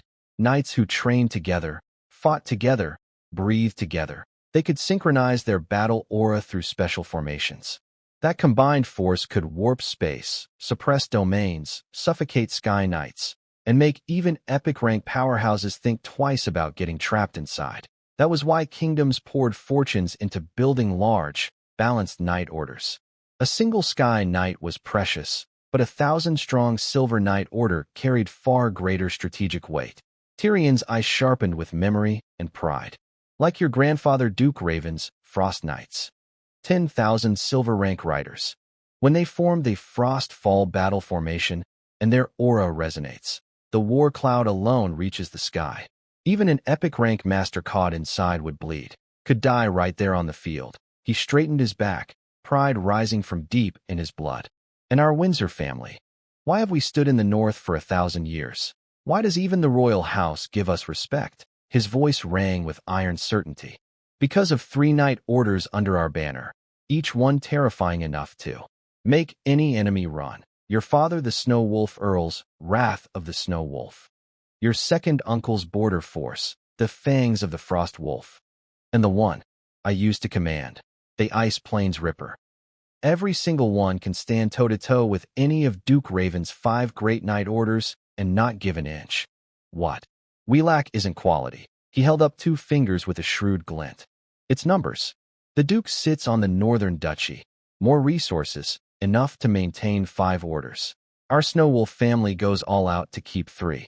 But soldier for soldier, kill for kill. He cracked a fierce grin and thumped my shoulder again. Windsor wolves have never feared anyone. And you, boy. His gaze burned into me with an expectation I had never seen from him before. You finally got your own set of fangs. Real ones. Raise them well. I'm putting my money on you. The day the Snow Wolf family's 4th legendary Knight Order gets its name, it might just be yours. Hot blood surged through me. I looked back at the Flying Tiger Knight Order, still young, still growing, and the fire in my eyes burned even brighter. Then, just like that, Tyrion switched. The laughing uncle disappeared, and the Royal Legion commander stepped back in. His hawk eyes swept over our shabby temporary camp, and the mixed stares, curious, jealous, wary, aimed at us from every direction. All right, kid. His voice dropped heavy with authority, the kind forged by years of commanding thousands. Catching up can wait. Let's sort out your situation first. He pointed at our camp spot on the outer edge of the Allied army, right next to empty frozen wasteland, and scowled openly. This spot. No good. Middle of nowhere. Wind cut straight through. If orcs creep down from the northern waste or circle around the western mountains, you're the first one hit. My nephew brings troops to fight for the Alliance and gets shoved into this hole? Not happening. His voice boomed clear across a wide stretch of the surrounding camps, and every whispered conversation nearby went instantly silent. Uncle Tyrion didn't care about the stairs. His riding crop slashed through the air like a blade, pointing at a prime stretch of ground right next to the Royal Knight Order's 7th Legion camp. High ground, wide views. Only 100 steps from the main fortress road. That spot had been reserved for the Blackrock Viscount, an established noble with real power. East side of the 7th Legion grounds. That open area, Tyrion's voice boomed like thunder, crushing everything flat. It's yours, Ron Windsor. Move your forces there immediately. From now on, your Kangland banner flies right next to mine. The camps around us erupted. The east side? That's the Blackrock Viscount spot. The Legion commander personally reassigned it. That's right next to the Royal Knights. The safest position with the best supply access. The Blackrock Viscount has 500 bronze rank elites. How can 500 bronze mean nothing? Kangland brought over 100 silver rank knights. Did you see that gear? Those lead riders. Their aura feels heavy as mountains. Close to Earth Knight level, at least. Earth Knights? More than one. 10 Earth Knights? From a barony. You ever seen a barony feel the force like that? The Snow Wolf family's depth is bottomless. Shock, disbelief, envy, and fear poured in from every direction. From the Blackrock Viscount's camp came angry murmuring and stifled growls. But faced with the terrifying strength behind me and the Snow Wolf family's deep-rooted authority in the north, not a single person dared step forward to challenge it openly. They swallowed their bitterness in silence. Lane and my knights could barely contain themselves. They knew being near the Royal Knights was ideal, but nobody expected Uncle Tyrion to simply seize one of the best positions on the entire plain, someone else's reserve position, and hand it to us without blinking. Tyrion ignored the uproar like it was buzzing flies. He locked eyes with his deputy, a man in mithril heavy armor with an aura steady as deep water. Craig, sir, my orders. Tyrion's voice came down like cold steel, every word carrying the weight of absolute authority. First, Baron Ron Windsor's forces relocate immediately to the designated area east of the 7th Legion. Anyone who obstructs the move is in violation of military orders. Execute them on the spot. Second, Logistics Division. Supply Kangland's forces at double the standard Baron allocation. Priority delivery, full quantity, grain, arrows, medicine, fuel, everything. Any shortage or delay, the officer in charge loses his head. Military Tribunal, 3rd Engineering Division. Send a top crew to help Kangland build their camp and fortify defenses. Finished before sundown. Anyone who falls behind gets 100 lashes. Fourth, announced to the entire army. Tyrion's gaze swept the surrounding camps like an ice spike, radiating absolute dominance. Canglan's forces are under the direct command of the 7th Legion. Their camp is an extension of our defense zone. Anyone who trespasses or causes trouble will be treated as an attack on the Royal Knight Order. Kill without mercy. Yes, Commander. Craig's voice rang like a war bell. He wheeled his horse and shot toward the logistics and engineering camps with a squad of fierce-looking messengers, barking the blood-scented orders as he rode. The 7th Legion's massive war machine roared to life, efficient, cold, unstoppable. Tyrion turned back to me, his severity softening just a fraction. You heard all that. Why are you still standing there? Get moving. Before dark, I want to see your banner planted firmly in that spot. Yes, Uncle. I pushed down the shock and excitement flooding through me, straightened my back, and let my voice ring out sharp and clear. I understood exactly what he had done. He used the most direct, most overwhelming, most unapologetically forceful method possible to throw the biggest shield he could over me. That kind of protection, heavy, unquestionable, carved in iron, I would not forget. I spun to face my troops. Lane, my lord, order the entire force. Break camp immediately. Destination, east side of the Royal Knight Order's 7th Legion grounds. Yes, my lord. The camp exploded into motion.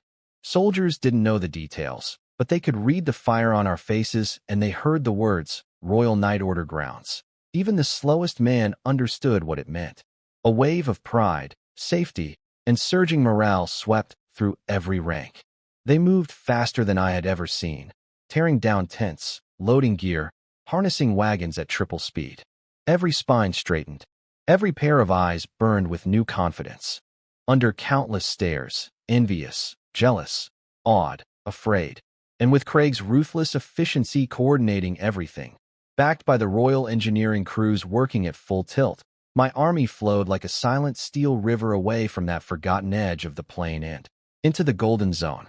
When the Canglan banner, the roaring snow wolf over deep waters, finally stood tall and firm right beside the 7th Legion's massive golden lion and raven flag, the entire Allied camp at Raven Fortress felt the tremor.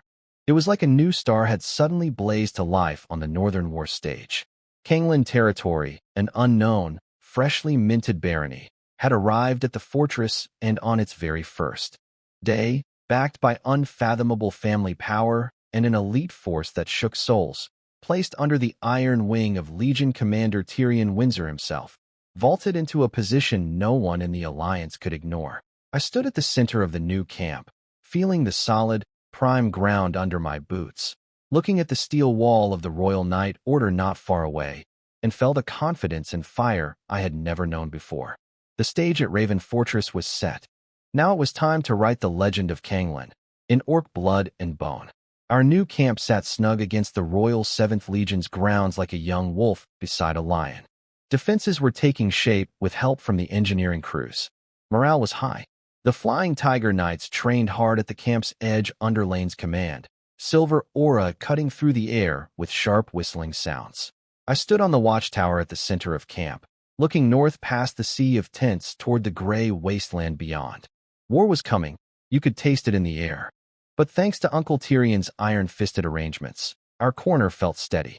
On the third morning, just as the first pale light broke through heavy clouds, a deep rumbling rolled in from the horizon. It started like muffled thunder underground, then grew into the terrifying roar of an army on the move. The entire fortress seemed to vibrate. Warning horns blasted from the highest watchtower, the top-level alert, meaning a massive, high-threat force was approaching. I snapped my gaze north. On the horizon, a flood of steel and frost was sweeping toward us like an avalanche. The fangs of the Frost Wolf, one of the Snow Wolf family's 3 legendary Knight Orders.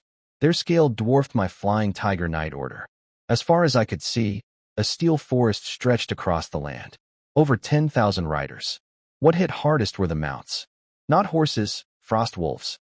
Beasts native to the deep frozen wastes, bigger than any war horse, covered in thick silver-white fur, fangs bared, eyes savage, frost forming where their paws struck the ground. 10,000 of them charging at once looked like a living blizzard crashing across the earth, and even from behind fortress walls the cold reached us and bit deep. The knights wore matching Frostwolf cold iron heavy armor, glowing with a faint blue chill, carved with snarling snow wolf totems in rough, brutal lines. They carried oversized cold iron lances with deadly frostlight at the tips and heavy snow wolf sabers at their hips. Battle aura poured off them and merged into a single crushing pressure like a polar storm descending on the plain. Every rider was at least silver rank. Mixed in were a staggering number of gold rank knights, and I could feel dozens of mountain-heavy, glacier-deep auras, earth knights. At the very front, beneath the massive banner of a silver wolf tearing through a blizzard, one figure radiated power like a moving frozen mountain range. Sky Knight pressure. Uncle Griffin, my heart jolted. That figure was Griffin Windsor, my father's brother, current commander of the Fangs of the Frost Wolf, and a powerful Sky Knight. The Night Order moved fast, a white death storm that reached the fortress in what felt like seconds. Where they passed, the ground froze and the air temperature plunged. Every soldier in every camp on the plain felt it in their bones, a soul-deep shiver. Even the most arrogant noble troops went silent, eyes full of awe. "Open the gates," the fortress commander's voice boomed from the walls. The massive gate groaned upward. The Fangs of the Frost Wolf didn't slow down.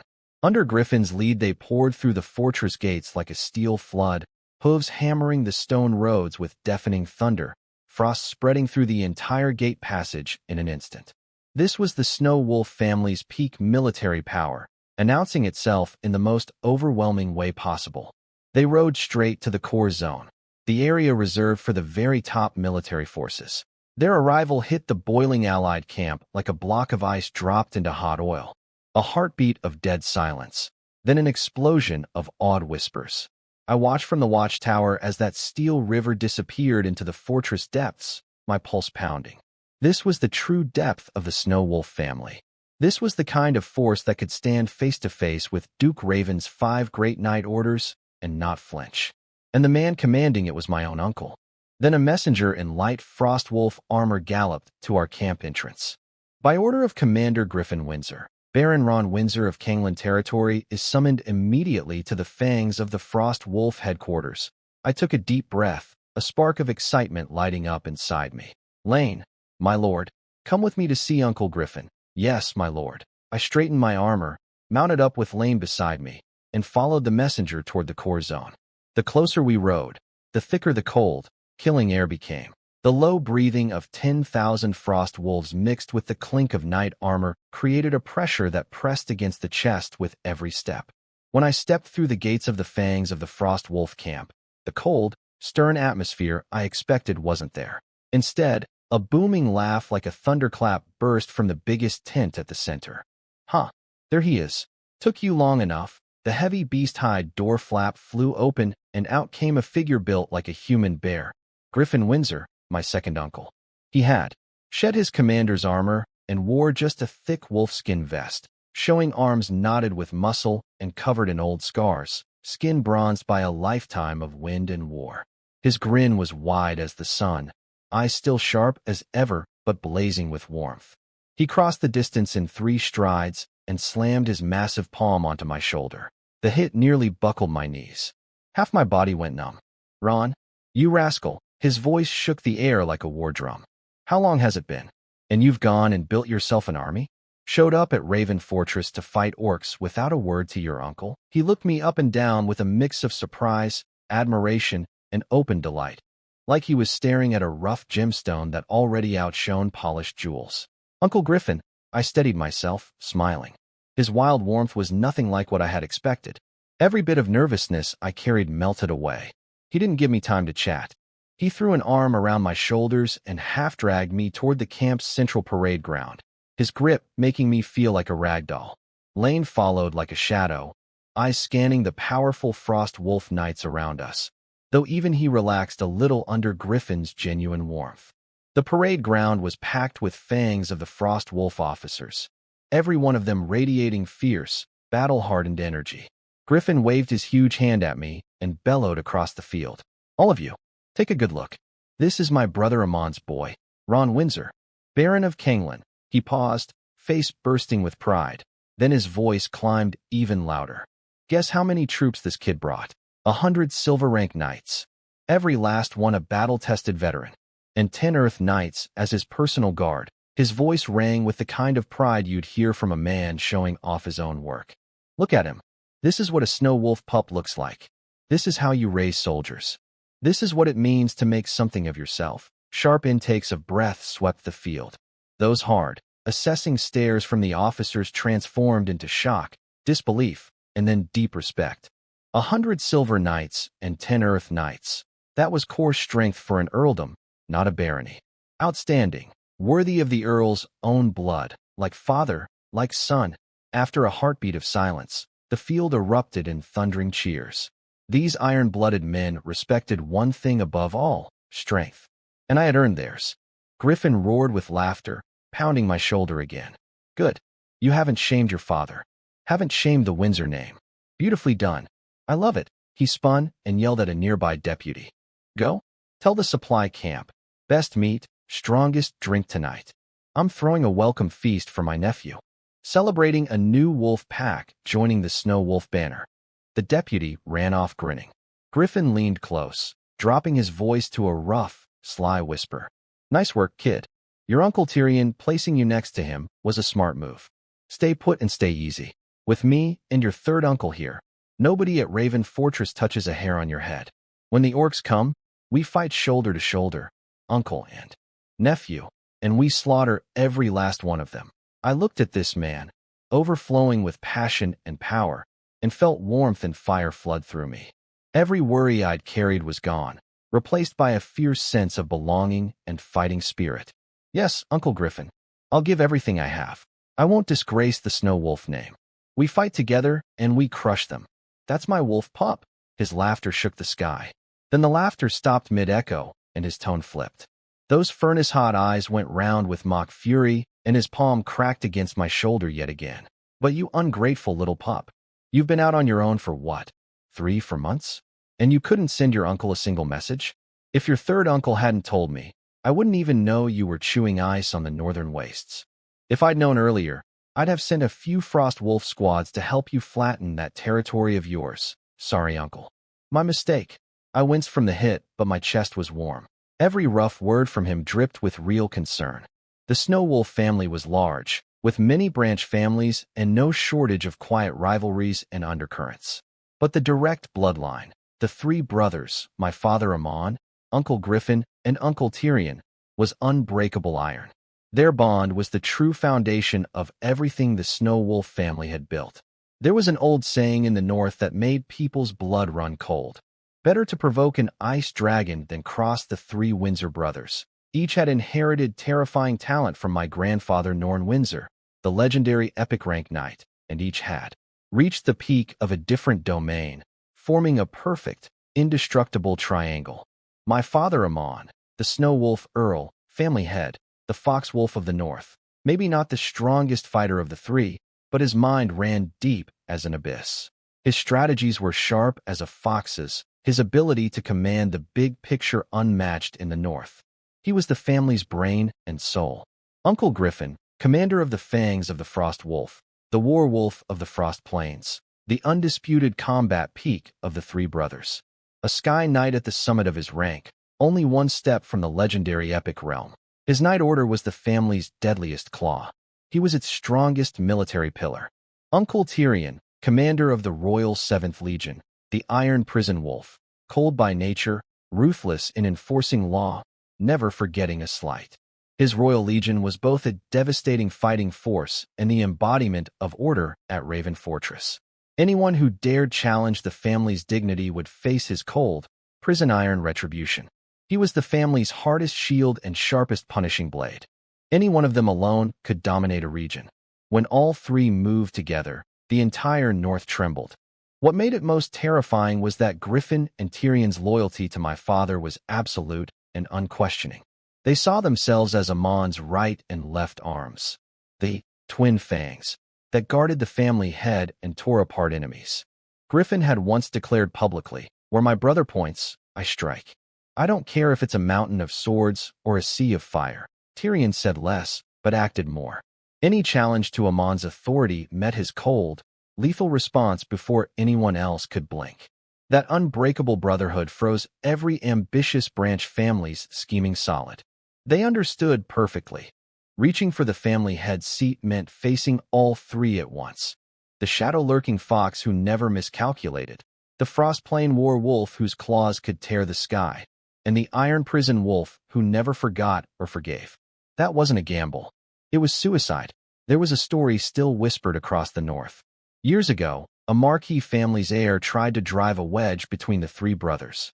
At a public banquet, he openly insulted my father with carefully poisoned words meant to split them apart. He never made it out of the banquet hall that night. Uncle Tyrion, the iron prison wolf, in front of every noble present, broke both of the heir's legs with his bare hands. Clean, efficient, eyes cold as a blade, as if he were crushing a noisy insect. The crack of snapping bones still haunted the nightmares of nobles who had been in that room. It didn't end there. When word reached home, my father showed a side the North rarely saw. Without hesitation, he gave one command. All three legendary night orders, Wrath of the Snow Wolf, Fangs of the Frost Wolf, and Ice Plains Ripper, awoke like three drawn blades. Banners blotted out the sun, hooves roared like thunder. Tens of thousands of elite knights, radiating murderous intent, lined up along that Marquis family's border. Lance tips pointed at their heartland. It wasn't a threat. It was a naked declaration of war. The entire Solaro kingdom shook. The tension could have snapped bone. A full-scale war that might crack the kingdom's foundations was a hair's breadth away. In the end, King Charles IX himself intervened, sending his most trusted ministers riding through the night to mediate at the highest level. It cost the crown dearly to calm the storm. Nobody dared imagine what those three enraged wolves would have unleashed otherwise. By then my father had already married Lydia, daughter of the Raven Duke, cementing an alliance between two of the North's greatest powers. Together, those two families could shake half the kingdom. That Marquis family had simply kicked a wall harder than the northern permafrost itself. Looking at Uncle Griffin standing before me, this man of towering spirit and terrifying power, who had once led the fangs of the Frost Wolf to a border standoff for family honor without a second thought, what I felt went beyond admiration and pride. It was a deep, blood-level awe. Awe at my father's bottomless cunning and iron will. Awe at Uncle Griffin's mountain-breaking strength and fearless courage. Awe at Uncle Tyrion's cold, merciless precision. The glory and iron will forged by these three legendary uncles, strong enough to make a kingdom tremble, filled me with immense pride. And with it, the heavy weight of responsibility. Days passed in tense waiting. Armies from across the north kept pouring in like rivers feeding the sea, filling the plains around Raven Fortress with tents, banners, and the sounds of war preparation. 700,000. That was the final count. Soldiers from dozens of earldoms, viscounties, and baronies, each carrying their family crests and their warriors' pride.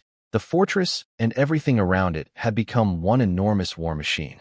The air was heavy with leather, steel, sweat, and the unmistakable weight of a great battle drawing near. But all those numbers brought little comfort. Orc wolf riders appeared more and more often along the horizon, ghostly figures on massive, savage wolves, circling just beyond the watchtower's range. They never came close. They just watched, prowled, and stared with cold, hungry eyes. Every sighting report tightened the tension another notch. Worse news came through secret magic channels from my grandfather, Duke Raven himself. The Orc Kingdom's royal elite legions were marching south in full force. Tribes across the northern Orc lands were swarming toward the border like sharks smelling blood. Estimated strength, 800,000, and still growing. I read the decoded message and my fingertips went cold. Sweat beaded at my temples. 800,000 Orc warriors. Not just a number. Orcs were born with powerful bodies, bred for war, individually stronger than ordinary human soldiers. That army carried enough destructive force to make any commander's blood freeze. Our kingdom, the Solaro Kingdom, was a strong human nation at the height of centuries of growth. We had scraped together everything the North had and reached 700,000. The Orcs were sending 800,000, nearly half their entire nation's fighting power. If they didn't have to guard their western border against the dwarven mountain fortresses and their eastern border against the greedy lions of the Klein Kingdom, The Orc King might have brought his whole nation down on us. What could possibly be worth this level of madness? The question hung over me and every allied commander like the North's permanent gray clouds. No answer came.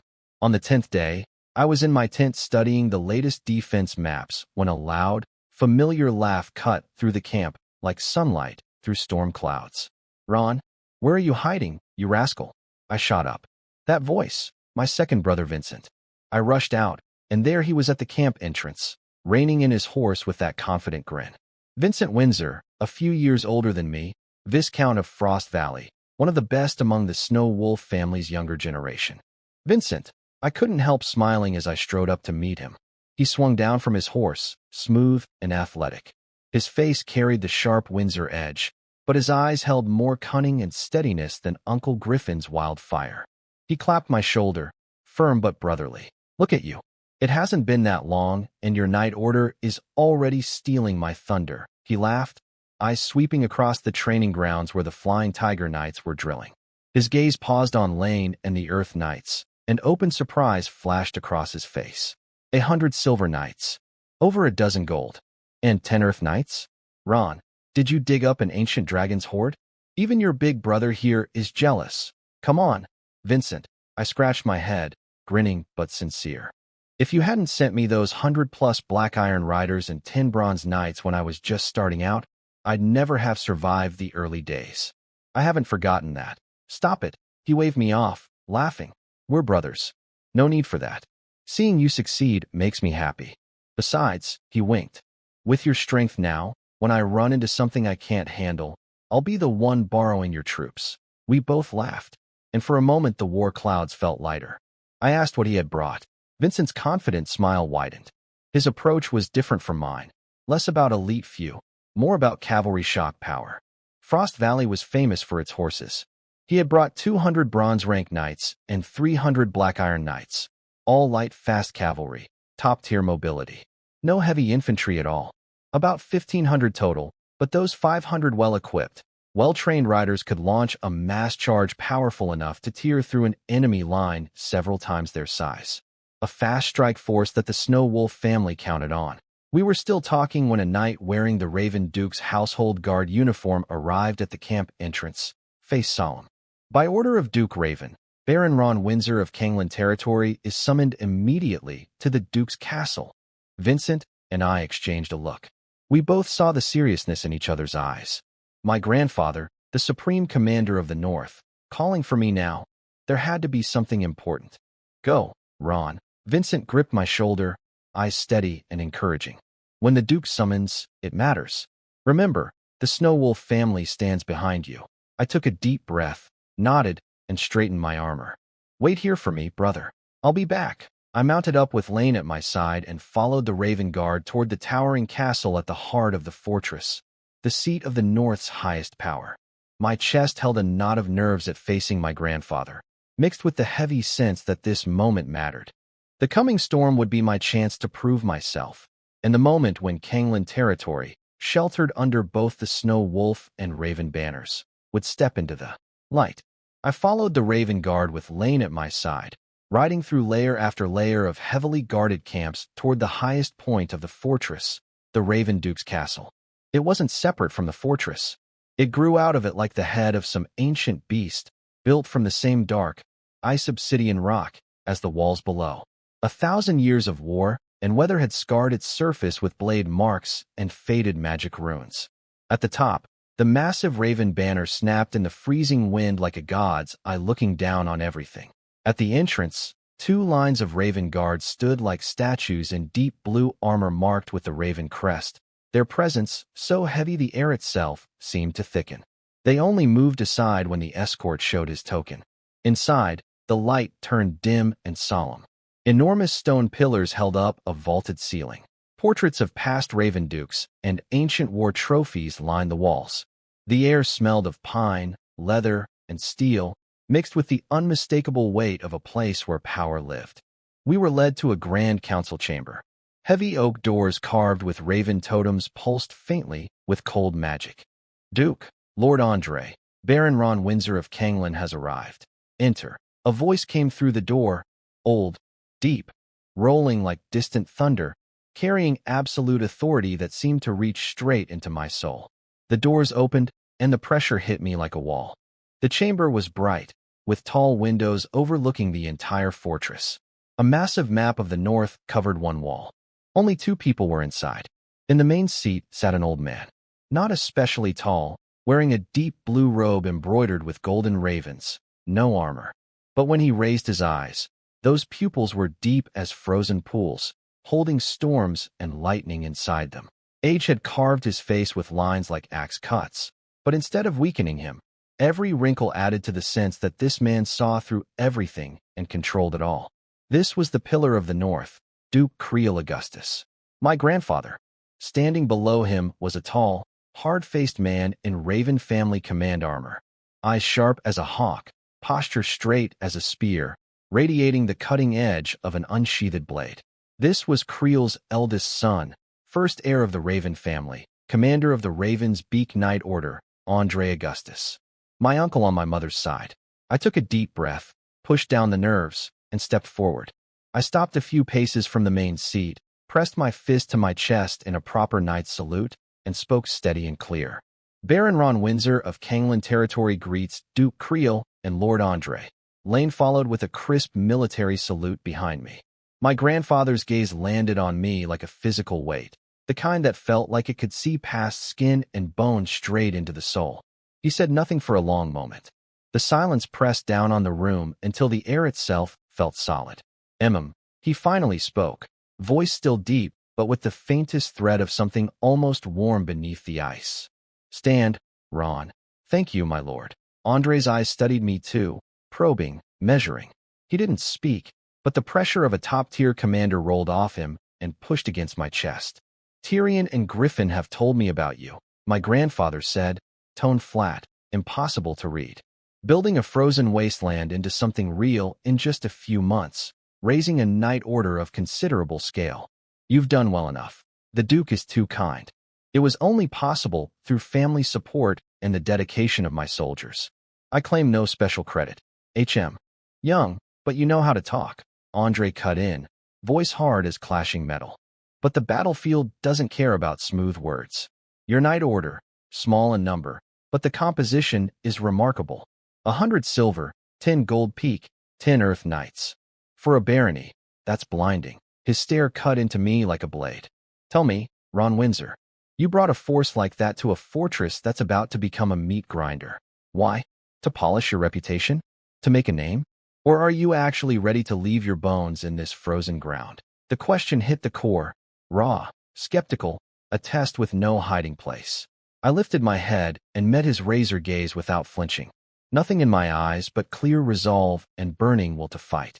Lord Andre, I'm not here to polish anything. I'm not here for fame. I'm here for the honor of the Snow Wolf family. I'm here because thousands of people in my territory depend on the outcome. I'm here because as a Baron of the North, defending this kingdom's borders is my duty. And as for my bones, a cold smile touched my lips, fire blazing in my eyes.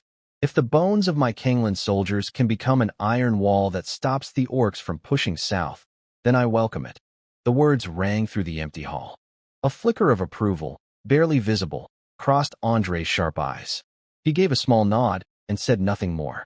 On my grandfather's ageless face, something that might have been the faintest trace of satisfaction passed like a shadow. He rose slowly and walked to the great northern map. Starting to remind me of your father in his prime, he murmured. Then he tossed me a sealed intelligence report. Read it. The north isn't the only place where trouble is brewing. My grandfather stood by the great map, a faint warmth crossing his ancient face. Not bad. You remind me of your father Amon when he first came to the north. That same sharp edge, that same refusal to bend. Those quiet words hit me harder than any praise I had ever received. Recognition from this man, the pillar of the entire north, carried weight beyond measure. Then the warmth vanished. He picked up a letter sealed with crimson wax from his desk and flicked it toward me without looking. It cut through the air like an arrow. Catch. The north isn't the only place on fire.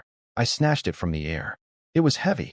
The wax bore a skull and crossed swords. The kingdom's highest classification, A, Blood Raven Express. reserved for emergencies that threaten the nation's survival. My heart clenched. I broke the seal and read. My pupils shrank. My face went stone cold. The eastern border was under attack. The half-orc kingdom had assembled nearly 700,000 troops. Jackalmen as vanguard, wolfmen, lionmen, tigermen as the backbone, and aimed them at the wall of size. Intelligence suggested a secret pact with the orc kingdom. I sucked in a breath so sharp it hurt. 700,000 half-orcs on top of 800,000 orcs in the north. The Solaro kingdom was facing 150 million, no, 150,000, 1,500,000 hostile troops hitting from two directions at once. This arrived 2 days ago through the highest-level magic communication from the capital, my grandfather said, voice cold as ancient ice.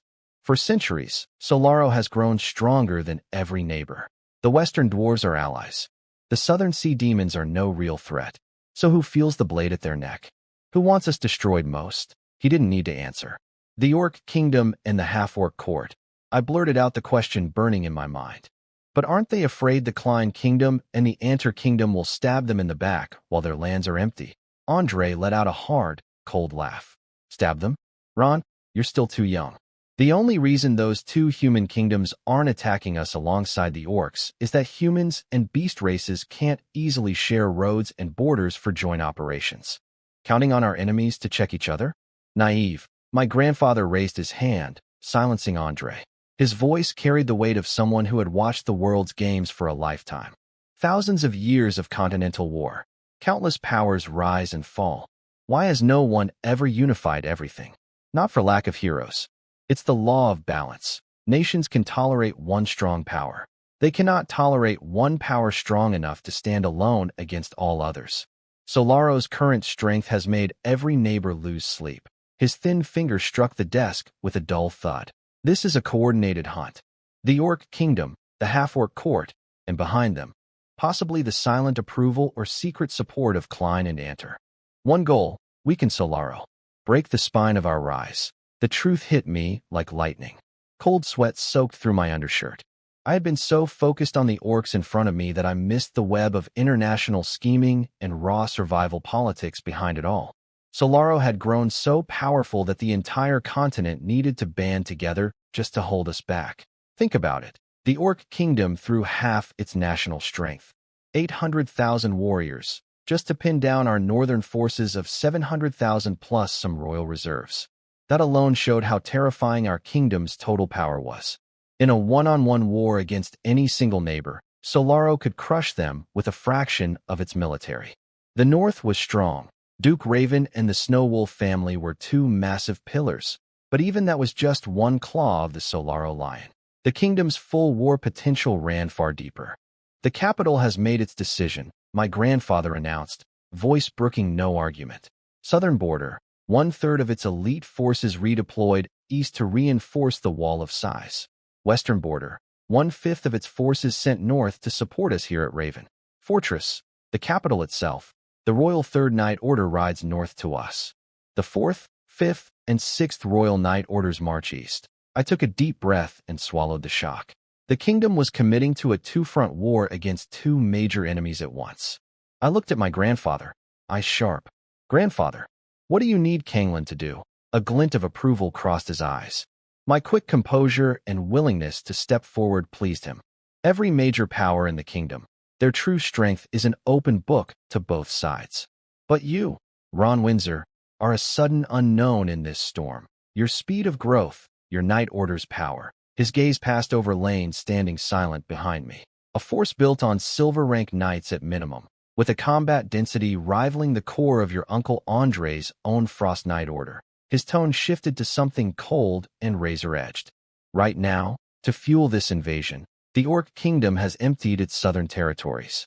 Their homeland must be dangerously hollow. I need a force. One that nobody knows. One sharp enough to cut deep.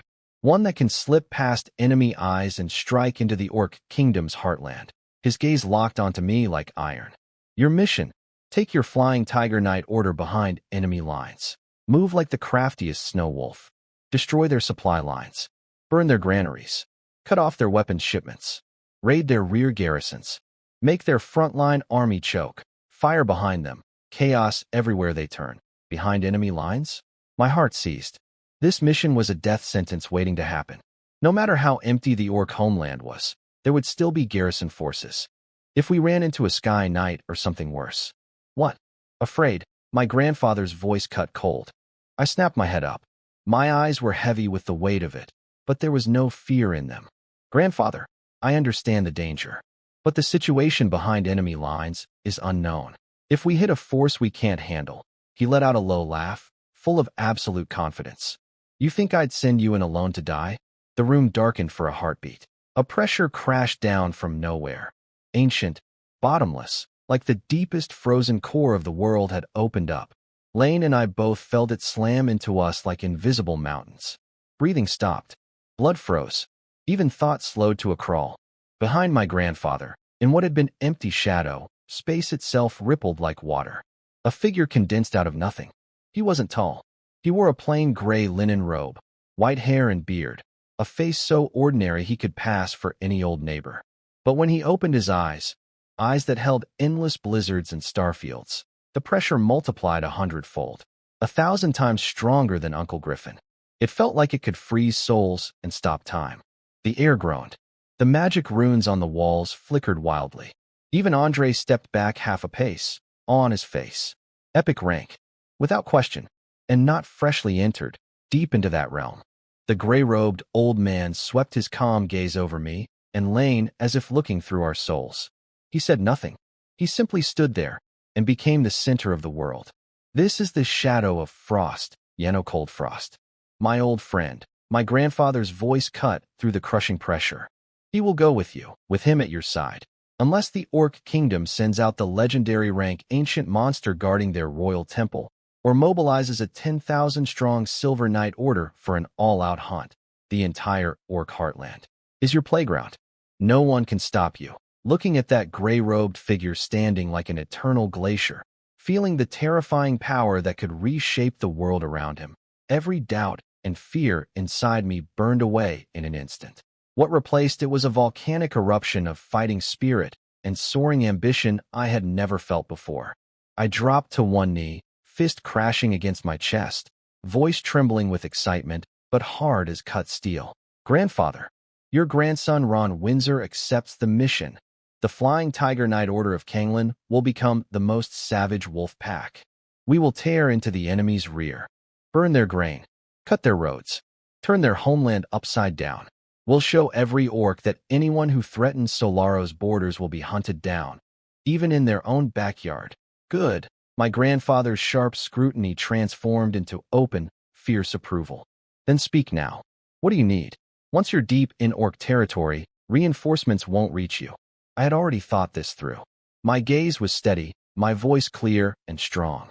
Grandfather, I have 3 requests. First, promote me to viscount. Grant me legal pioneering rights over the Cross Mountains to Kanglen's west and the frozen wastes to the north. Second, after the war, fill Kanglen's population gap.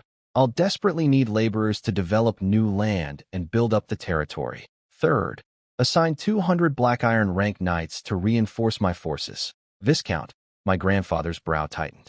His hawk eyes locked on me. Your knight order's strength far exceeds a baron's standing. But raising your title is no small matter. Why do you need it? I met his piercing gaze, mind racing. I needed a reason this wise old man would believe. Something that explained my rapid rise without revealing the system's existence. I took a breath and decided to share a carefully shaped piece of truth. Grandfather, I won't hide this any longer. I stumbled upon an ancient knight inheritance. This inheritance gave me a secret method for rapidly training elite knights. But it's tied to rank. Only by reaching a higher title can I unlock deeper layers of the inheritance, stronger powers, better soldiers. I paused deliberately, letting the words land. This is how I built the Flying Tiger Knight Order so fast. And it's the foundation for contributing even greater strength to the family and the kingdom in the future. It was half truth, half cover. Advancing my title really would unlock new troop trees in the system, like the Kushite Khanate units waiting at the Viscount tier. That was critical for growing stronger. Framing the system as an inheritance wrapped its power in something this world would understand and accept. My grandfather's eyes went razor sharp. He said nothing for a long moment, the silence pressing down like a mountain. Then he slowly turned to the gray-robed figure, Yano Coldfrost. No words were exchanged. Yano's ancient, storm-filled eyes shifted slightly. He raised a withered palm, and from it spread a pressure so profound it felt like time and space themselves were about to freeze solid. The gray-robed old man, Yano Coldfrost, raised his withered palm and spoke in a voice that echoed like ancient glaciers shifting. I, Yano Coldfrost, swear by the name of the frost god, a soul blood oath. Everything seen, heard, and felt here today is sealed in eternal ice. Should even a whisper reach a fifth person, a drop of blood like a crimson ice diamond crystallized in his palm, glowing with holy cold light, filled with tiny frost runes swirling inside. The blood sank into his hand. A blue divine mark flashed across his forehead and disappeared beneath the skin. A bone-deep, soul-level binding force descended on the room. The temperature dropped sharply. My grandfather watched the mark fade, and the last trace of doubt left his eyes. He turned back to me, gaze burning. Good. Your requests, granted. Then his voice turned to iron. But remember your promise, Ron Windsor. If your performance behind enemy lines doesn't match this viscount title, even if your mother Lydia kneels before me begging, I will personally strip the skin from your bones. The killing intent was real. I didn't doubt for a second he meant every word. I straightened my back, slammed my fist to my chest, and answered with absolute resolve. Grandfather, rest assured. I will hold nothing back. I will turn the Orc Kingdom's rear upside down. If I fail to satisfy you, I'll bring you my own head. Good. That's the ruthlessness I want. A flash of approval crossed his eyes. He strode to the center of the hall, reached up, and gripped the great raven sword mounted. On the wall, a blade forged from dark ice-cold iron, its guard set with a massive ice crystal glowing pale blue, the edge rippling with soul-freezing frost light. He drew it with a ringing cry like a dragon's roar. A vast, crushing aura flooded the hall, the weight of 1,000 years of northern winters compressed into one moment. Holding the sword with both hands, tip angled toward the sky, he spoke in a voice that shook the castle. By the name of the Raven, by the authority of the Guardian of the North, I declare, Baron Ron Windsor of Kanglen, in the kingdom's hour of need, accepts a deadly mission behind enemy lines. His courage deserves recognition. His resolve deserves honor. His contribution deserves reward. I grant him the title of Viscount of the Snow Eagle. His domain, all of Kanglen territory, the Cross Mountains to the west, and the frozen wastes to the north. As far as his eyes can see and his iron hooves can reach, it is his land. I grant him the Snow Eagle banner.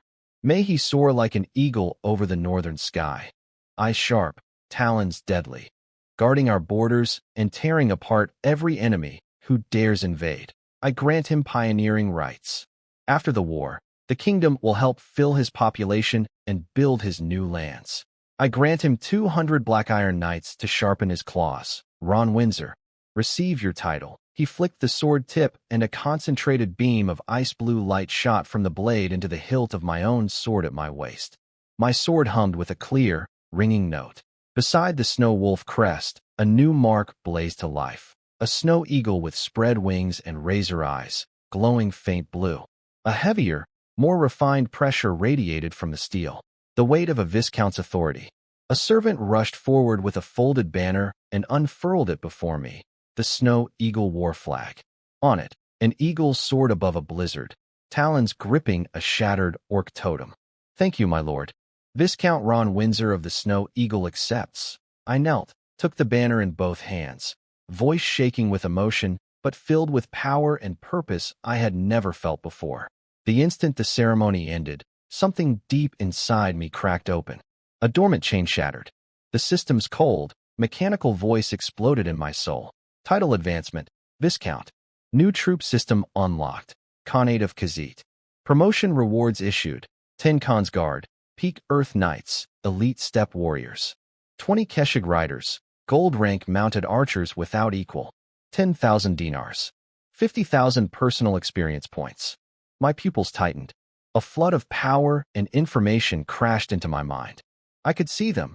10 warriors in ornate scale armor with eagle feather helms, carrying noble composite bows and crescent blades, fierce as steppe wolves, and 20 light armored riders with quivers on their backs, controlling horses like extensions of their own bodies, eyes sharp as hawks. They were branded into my soul, ready to answer whenever I called.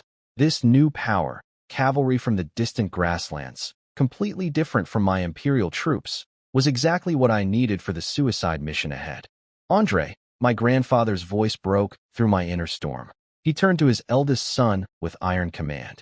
Select 400 of the best black iron cavalry from the Frost Knight Order reserves. Horses, weapons, 10 days rations, all equipped. Deliver them to Kanglin's camp before sundown, under Ron's command, and pull 50,000 gold coins from the treasury. Send those too. Yes, father, Andre accepted without hesitation. He understood. Those 400 riders were critical reinforcements for the strike force heading behind enemy lines. My grandfather's gaze returned to me, sharp as a blade cutting straight to whatever secrets I held. Viscount Ron of the Snow Eagle, you have 5 days. 5 days to reorganize your Flying Tiger Knight Order. Absorb Andre's 400 Black Iron Knights. Integrate your new forces and complete all preparations. His fingers stabbed the map at the vast, barren, deadly frozen wastes north of Raven Fortress. On the 5th night, when the moon is dark and the wind howls, you depart from the fortress's north gate in secret. Cross the frozen wastes. Strike deep into the Orc Kingdom's heartland. Remember, 5 days only. Whether you're fully ready or not, you move. The window of opportunity won't wait. I stood straight as a spear, hand gripping the hilt of my sword with its new Snow Eagle mark, eyes burning like molten rock. Viscount Ron Windsor of the Snow Eagle swears, by Snow Wolf blood, by the Snow Eagle name. In 5 days, my army will be ready. On the 5th night, when darkness falls, the Orc Kingdom's rear will begin to burn. I go to succeed or die. The Orc court will never know peace again. The oath rang through the solemn hall, heavy with finality and blazing resolve. Even Yano Cold Frost, silent and still as an eternal glacier, seemed to stir, the faintest ripple crossing his ancient, bottomless eyes. My grandfather looked at me for a long moment. This grandson who had transformed before his eyes into something sharp and dangerous. Finally, he spoke a single word, quiet but carrying the weight of mountains. Good. I bowed once more to my grandfather, to Uncle Andre, and to the mysterious Master Yano. Then I turned sharply, my new Snow Eagle cloak cutting an arc through the air, and strode out with Lane at my side, like an eagle diving toward its prey. The frontline battle hadn't started yet, but a far more dangerous, far more secret storm, one aimed at the very roots of the Orc Kingdom, was already gathering force. The Snow Eagle's wings were about to cast the shadow of death across the Orc sky. 5 days burned past like seconds on a blade's edge. Every moment counted. I ran like a war machine. The 400 black iron cavalry my grandfather sent were fed straight into the system's forge. 300 were reforged into Khajiit Konghari, the Khanate's base noble cavalry. They shed their old armor and emerged in tough leather-plated gear, composite bows on their backs, curved swords at their hips, eyes carrying the fierce pride of steppe nobility. Each one now held silver-rank battle aura and deadly mounted archery skills.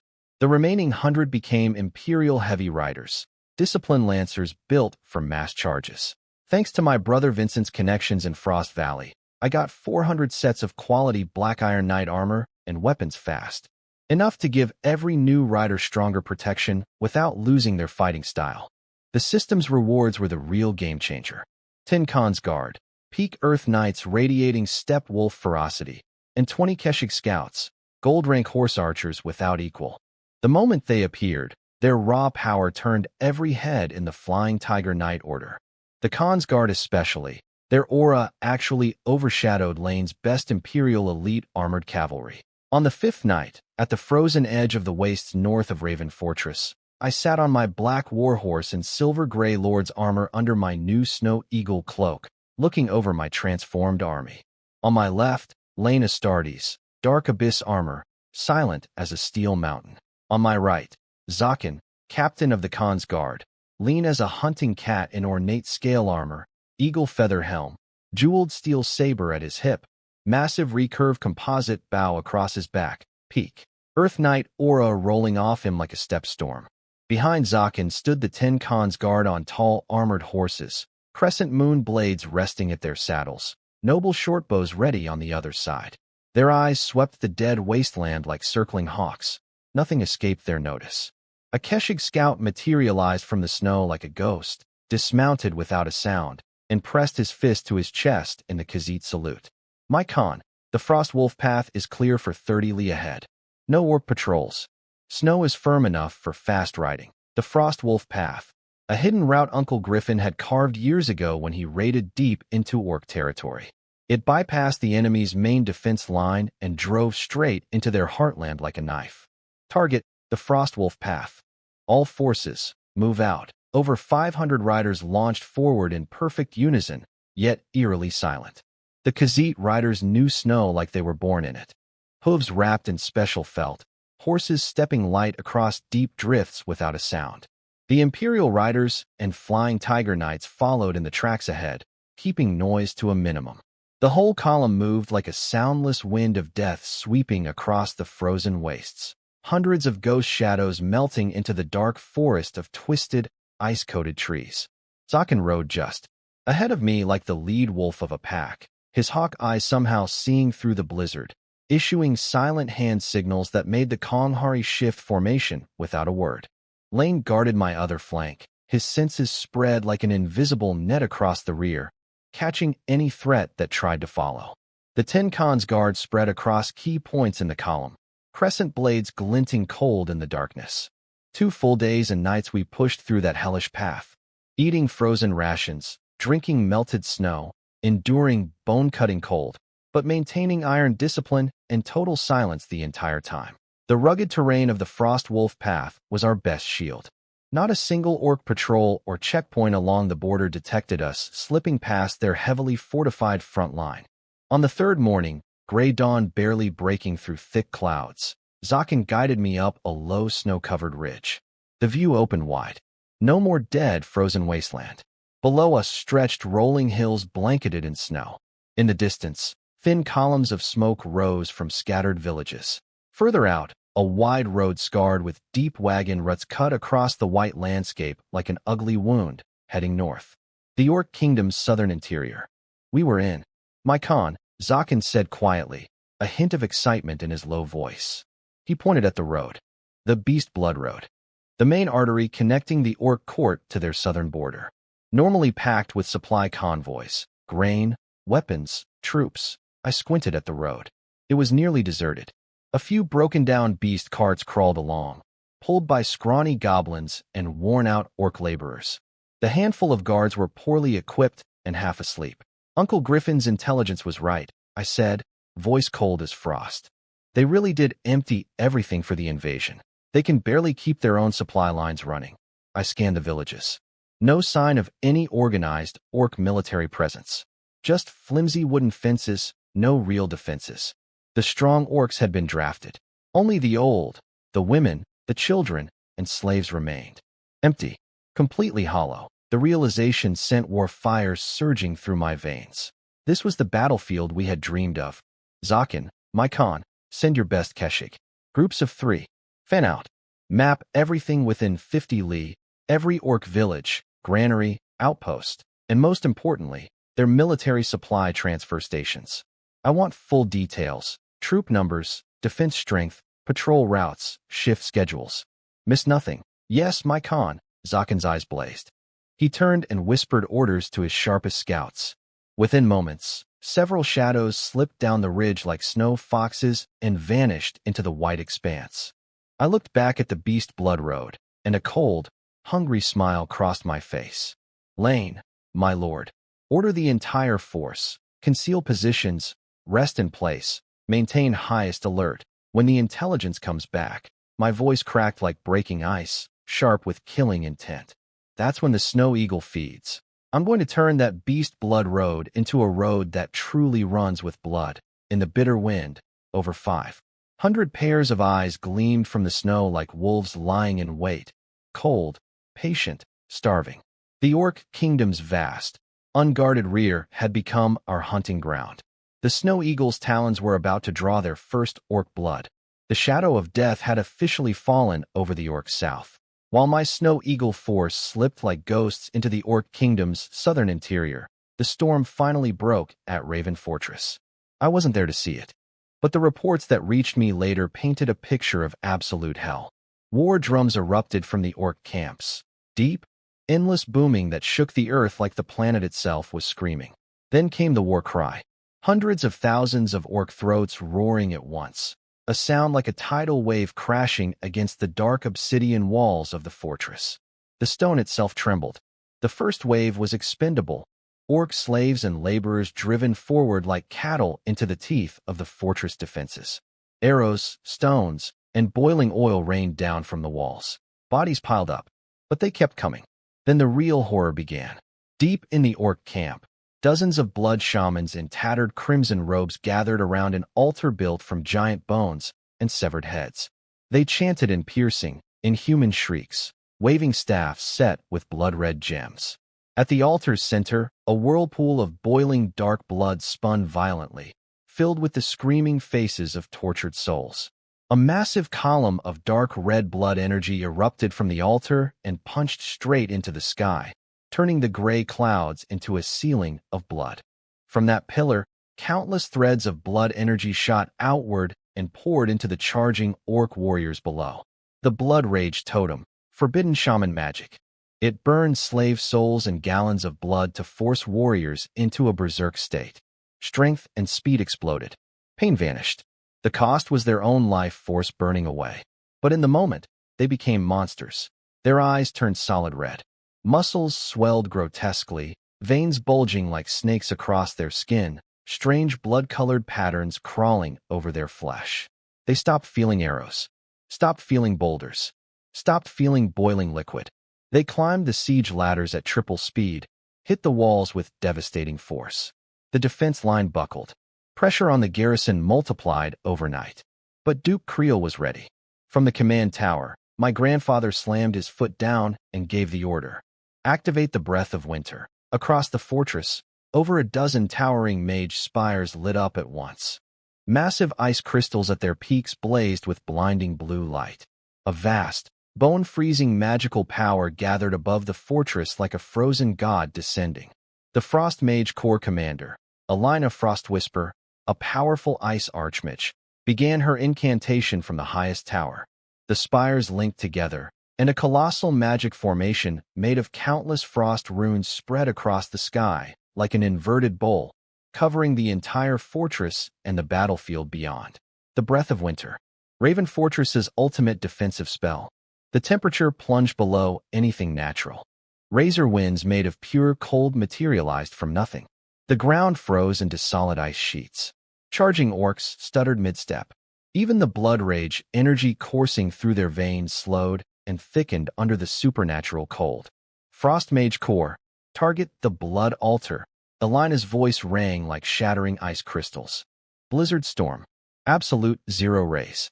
Ice crystal barriers, spells streaked from the tower tops like frozen meteors. A massive storm of razor ice blades howled toward the blood altar, freezing everything in its path.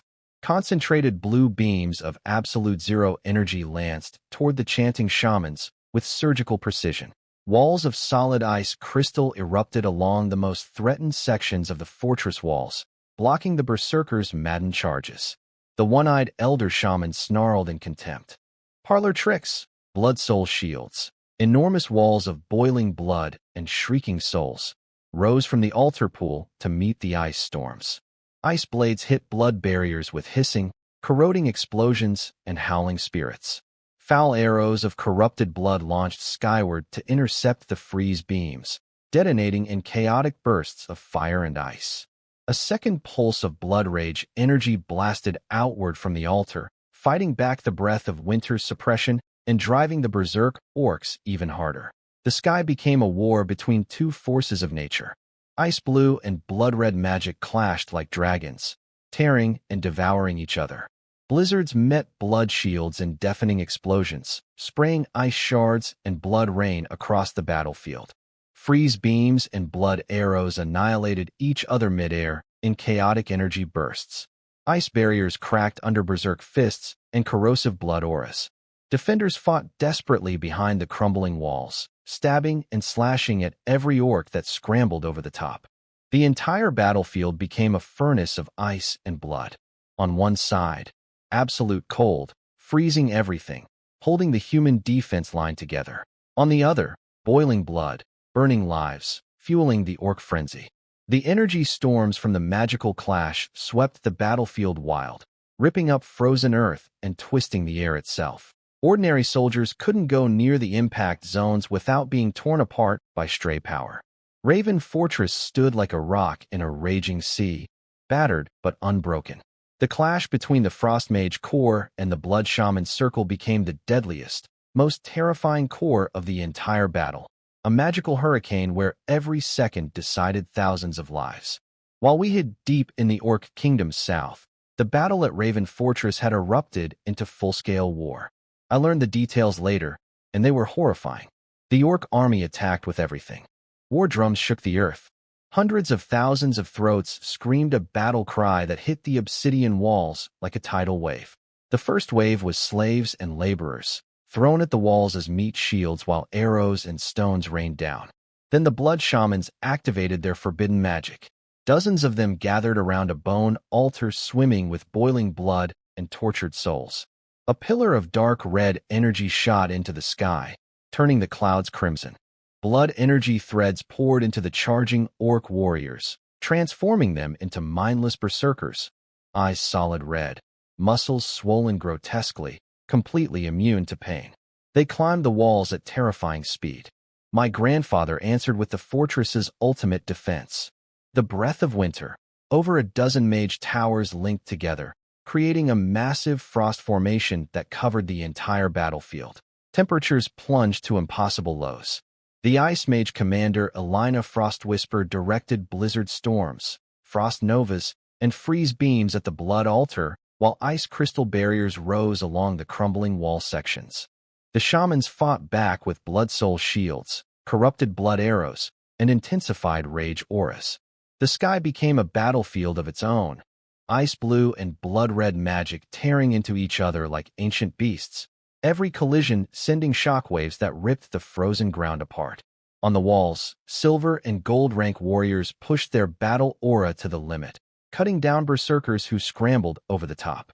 But the blood-enhanced orcs hit back just as hard, swinging massive axes wreathed in crimson energy that could shatter multiple aura strikes at once. Then a sky-rank orc berserker charged, over 3 meters tall, covered in black iron heavy armor, wielding twin battle axes, burning with blood rage aura so thick it was visible. He launched himself at the weakest section of wall like a cannonball. Uncle Andre met him in the air. Andre erupted from the wall in a streak of silver light, clad in mithril frost rune armor, wielding an ice-blue knight's longsword. He called his technique Frost Judgment, and a colossal ice-blue aura blade screamed downward. The orc berserker crossed his axes and launched twin blood-red energy waterfalls upward. The collision between two sky-rank fighters was beyond anything else on the battlefield. Blinding light, a shockwave that cracked the ice barriers and knocked soldiers flat in every direction. For one heartbeat they were locked. Then Andre's blade surged brighter. He poured everything into it. The blood aura shattered. The orc spat a torrent of blood, his armor ripped open to the bone, and his massive body flew backward like a broken kite, crashing into his own army. Andre hung in the air, frost aura billowing behind him like a cape, eyes cold as death looking down on the orc host. The retreat horn sounded. The shamans pulled back their magic. The blood pillar faded. The berserk orcs deflated instantly, staggering back in exhaustion. They withdrew like a receding tide, leaving behind a field of carnage. One day of fighting. Over 6,000 orc dead. Over 4,000 human casualties, mostly frontline infantry and archers. More than 10,000 lives erased from the world in a single day on that frozen plain. My grandfather stood on the command tower, looking down at what could only be called hell. He knew this was just the beginning.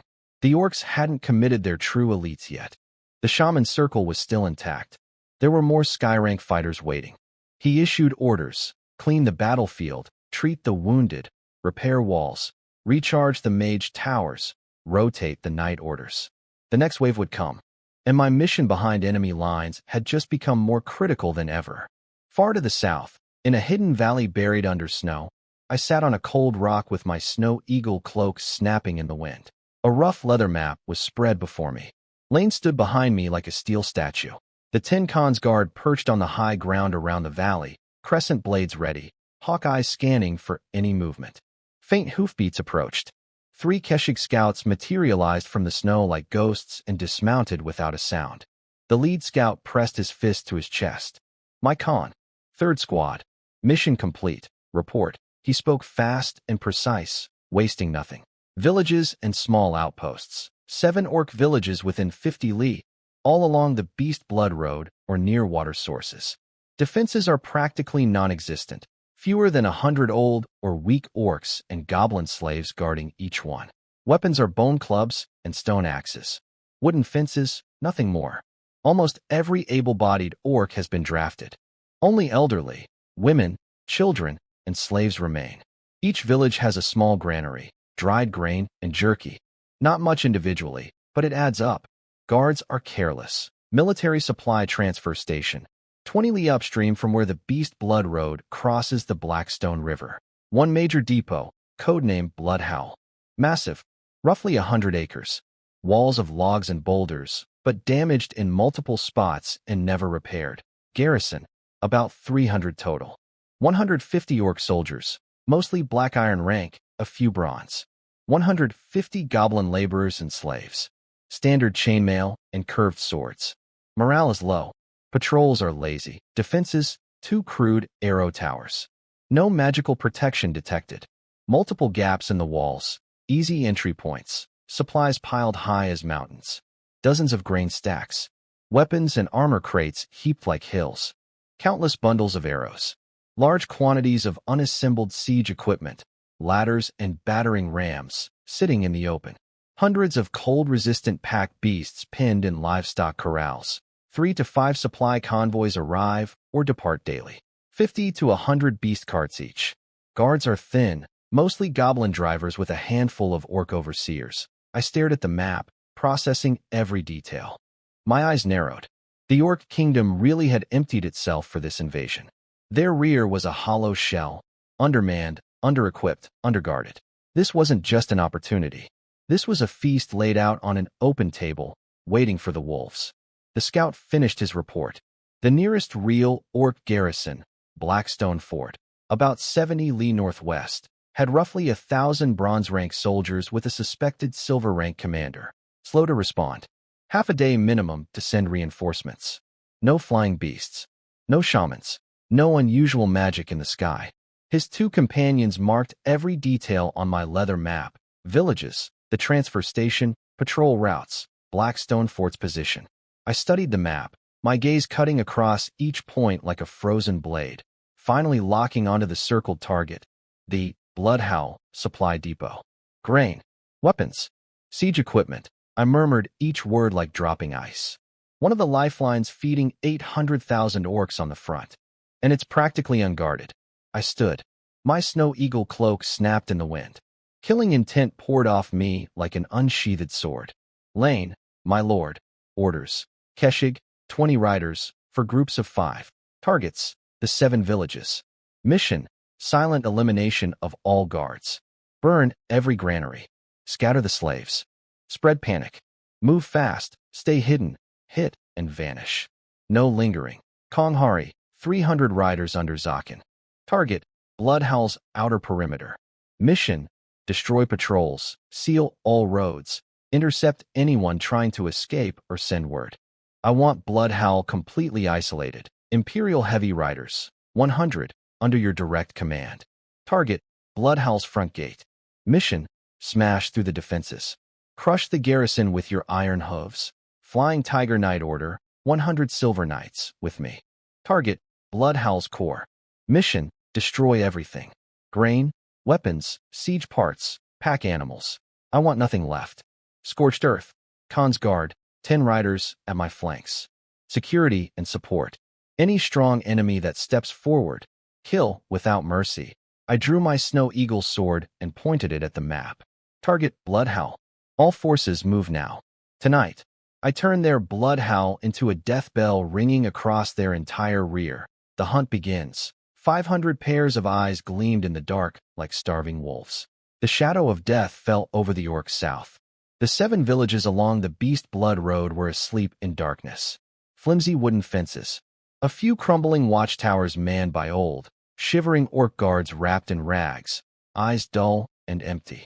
Most houses dark. A handful of fires where elderly orcs, women, children, and goblin slaves huddled under animal skins. The air stank of livestock dung and quiet despair. Bloodclaw Village. First target. An old orc soldier dozed on the watchtower, clutching his spear. His cloudy eyes snapped open. He heard something. Not wind. Something like the faintest hiss of arrows cutting air. He opened his mouth to shout. 3 black arrows, almost invisible against the night, punched through his throat, his heart, and between his eyes before he made a sound. His body slumped without a whisper. 5 Keshig shadows materialized around the village perimeter like ghosts. Composite bows gleamed cold under pale moonlight. Arrows poured in like silent rain. Every target that could raise an alarm, patrolling goblins, orcs outside their huts, even guard dogs, went down in seconds. Screams started and died just as fast, each one cut short by another precise shaft. The Keshig moved through the village like death itself, flowing between shadows, bowstrings singing their quiet song. A stocky orc warrior burst from a stone hut with a bone club, saw his dead comrade on the tower, and froze. 3 arrows hit his chest, throat, and face simultaneously. He crashed to the ground, eyes wide with shock he would carry forever. It was slaughter. Silent, efficient, total. An old orc woman saw her grandson shot through the head as he ran outside. She screamed, a sound torn from the deepest part of her, and charged at the nearest Keshig with bare, bony hands. An arrow pierced her heart. The screaming stopped. A one-armed orc veteran, a former warrior reduced to watching his people die, grabbed a rusted cleaver and charged with a roar of defiance. 2 arrows shattered his knees. He collapsed screaming. A third went through his skull. The village became hell. Any fire that flickered was snuffed by arrows. Desperate wails, furious curses, dying groans tangled together in the freezing night wind. The villagers couldn't even see their killers, just cold flashes of death from the darkness. Area clear. Granary located. Human slaves found in the labor pen. The Keshig converged on the central granary, a rough log structure packed with moldy grain and dried meat. Oil jars shattered against the walls. Torches flew. The granary erupted in roaring orange flame, devouring wood and food in seconds. Thick smoke billowed into the sky. Firelight turned the village bright as noon and lit up the Keshig's expressionless faces. Withdraw. 5 shadows melted back into the night as silently as they had come, leaving behind a sea of fire and the echoes of hopeless screaming. They were already riding toward the next village. The same scene played out across all 7 targets almost simultaneously. In less than half an hour, the Keshig turned 7 villages into burning graves. Every guard and every orc who tried to fight back was cut down by precise arrows. Granaries blazed. Smoke columns rose into the dark sky. Panic spread along the Beast Blood Road like a plague. Outside the Bloodhowl Depot, Zakin's 300 Konghari riders waited in the snow like a silent wolf pack, eyes locked on the road. A patrol wandered past, 5 goblin riders and 2 lazy orc overseers, cursing the cold, completely blind to the death hiding in the dark. Targets confirmed. 300 steps. No threat. Free hunt. Dozens of arrows erupted from the darkness. The patrol was shredded before anyone could finish a scream. Bodies and mounts collapsed into the snow, blood freezing instantly. Clear the traces. Hold positions. Zakin's voice was flat as stone. Every road leading to Bloodhowl was sealed. The depot was an island now. Inside the depot, the garrison still hadn't noticed. Sentries yawned on the arrow towers. Orc soldiers huddled around campfires complaining about the cold. Goblin slaves shuffled under the whip, moving crates with dead eyes. Then the earth shook. Thunder, hoofbeats, rolling closer at terrifying speed. Attack! Attack! A sentry finally screamed from the tower. Too late. The main gate, heavy logs and boulders, cracked and half repaired, exploded inward in a storm of splinters. 100 Imperial heavy riders in chain armor with leveled lances poured through behind Lane Astartes like a steel flood. Lane's massive two-handed battle axe swept out, battle aura tearing the air apart, splitting two orc defenders clean in half. Armor, flesh, everything. Blood and guts sprayed across the ground. The riders drove their lances into the scrambling orc defenders, punching through leather armor and bodies like paper. Heavy hooves trampled anyone who fell. The hasty defensive line shattered on contact. Screams, cracking bones, and clashing steel filled the night. Shoot! Shoot them! Orc archers on the towers fired downward in panic. Before their arrows reached the ground, a storm of far deadlier shafts screamed in from outside the walls. Konghari archers had opened up. Tower guards dropped like cut wheat. Wall defenders scattered, pinned under the rain of precise fire. Total chaos. Then my voice cut through it all. With me? Charge! I rode at the front in my silver-gray lord's armor, the snow wolf crest on my shoulders blazing in the firelight, snow eagle cloak whipping behind me, silver battle aura burning along my sword blade. 100 silver-rank flying tiger knights surged behind me like a drawn sword.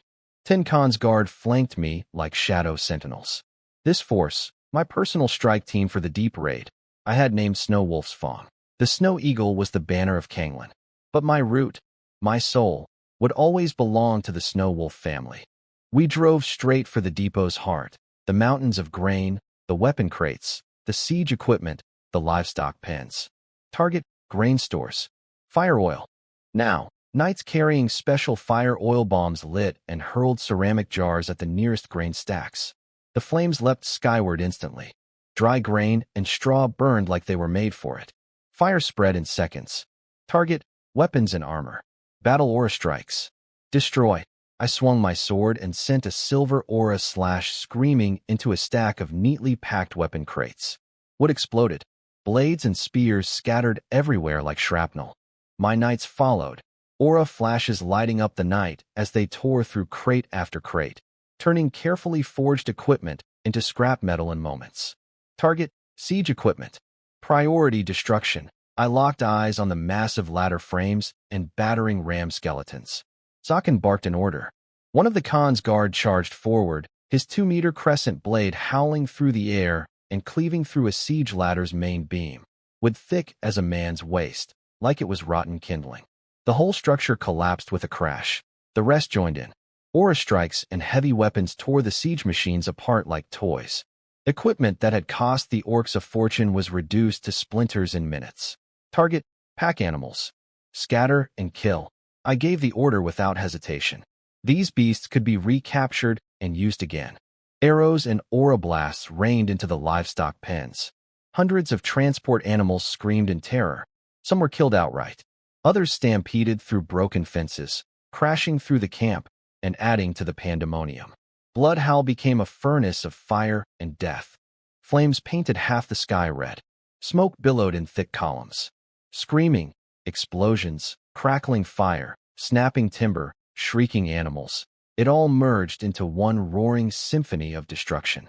Then Zakin rode up beside me, his voice carrying something different. My lord, he pointed toward a corner of the depot, a section fenced off with heavy wooden barriers and extra guards. Low shacks huddled there. In the firelight, I could see dozens of ragged, skeletal figures crouching together, shaking with terror. Most of them were human. Men, women, children. Chains on their wrists and ankles. Whip scars across their skin. Human slaves, my lord. A large number. Looks like they were captured from the border. Zakin's voice was steady but heavy. I swept my gaze across those huddled figures, helpless and terrified in the firelight. Children with wide, frozen eyes. Women weeping silently. Men with dead stares hiding a flicker of bitter rage beneath the numbness. Chains. Whip scars. Frostbite. Unexpected bonus, I said, a cold edge in my voice. Lane, send a squad. Secure those slaves. Don't let them scatter, and don't let any orc kill them in desperation. They may be useful. Lane split off a team of heavy riders to lock down the slave area immediately. I turned away from them and looked out at the inferno. The massive depot reduced to burning wreckage. Orc defenders hunted down across the grounds. Distant villages glowing red on the horizon with faint screams drifting on the wind. Zakin, signal all Keshik teams. Mission complete. Rally at the extraction point. He pulled a bone whistle from his coat and blew 3 sharp bursts, like a night owl's cry, cutting through the chaos of the battlefield. Answering whistles came back from different directions. Withdraw. I turned my horse.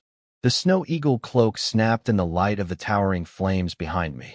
I gave one last look at the burning ruins and the human slaves being herded to safety, eyes holding nothing but cold purpose. Snowwolf's Fong has swallowed its first meal.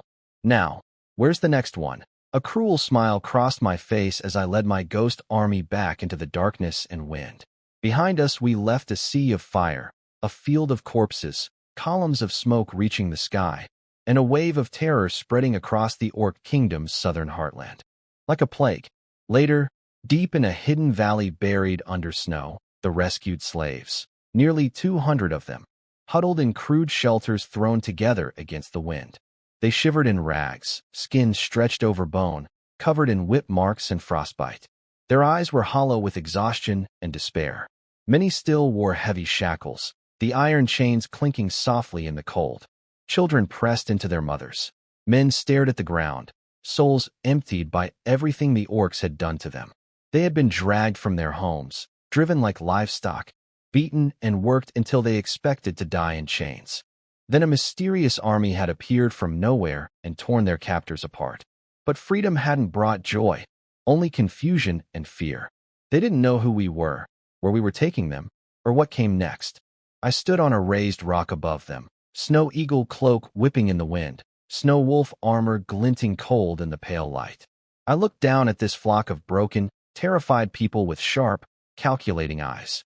Lane stood behind me like an iron tower. The Tin Khan's guard held the valley entrances like boulders. Zakin had the Konghari patrolling the wider perimeter. Zakin rode up to give his report, voice low. Initial count complete. 187 slaves total. He paused, a slight shift in his tone.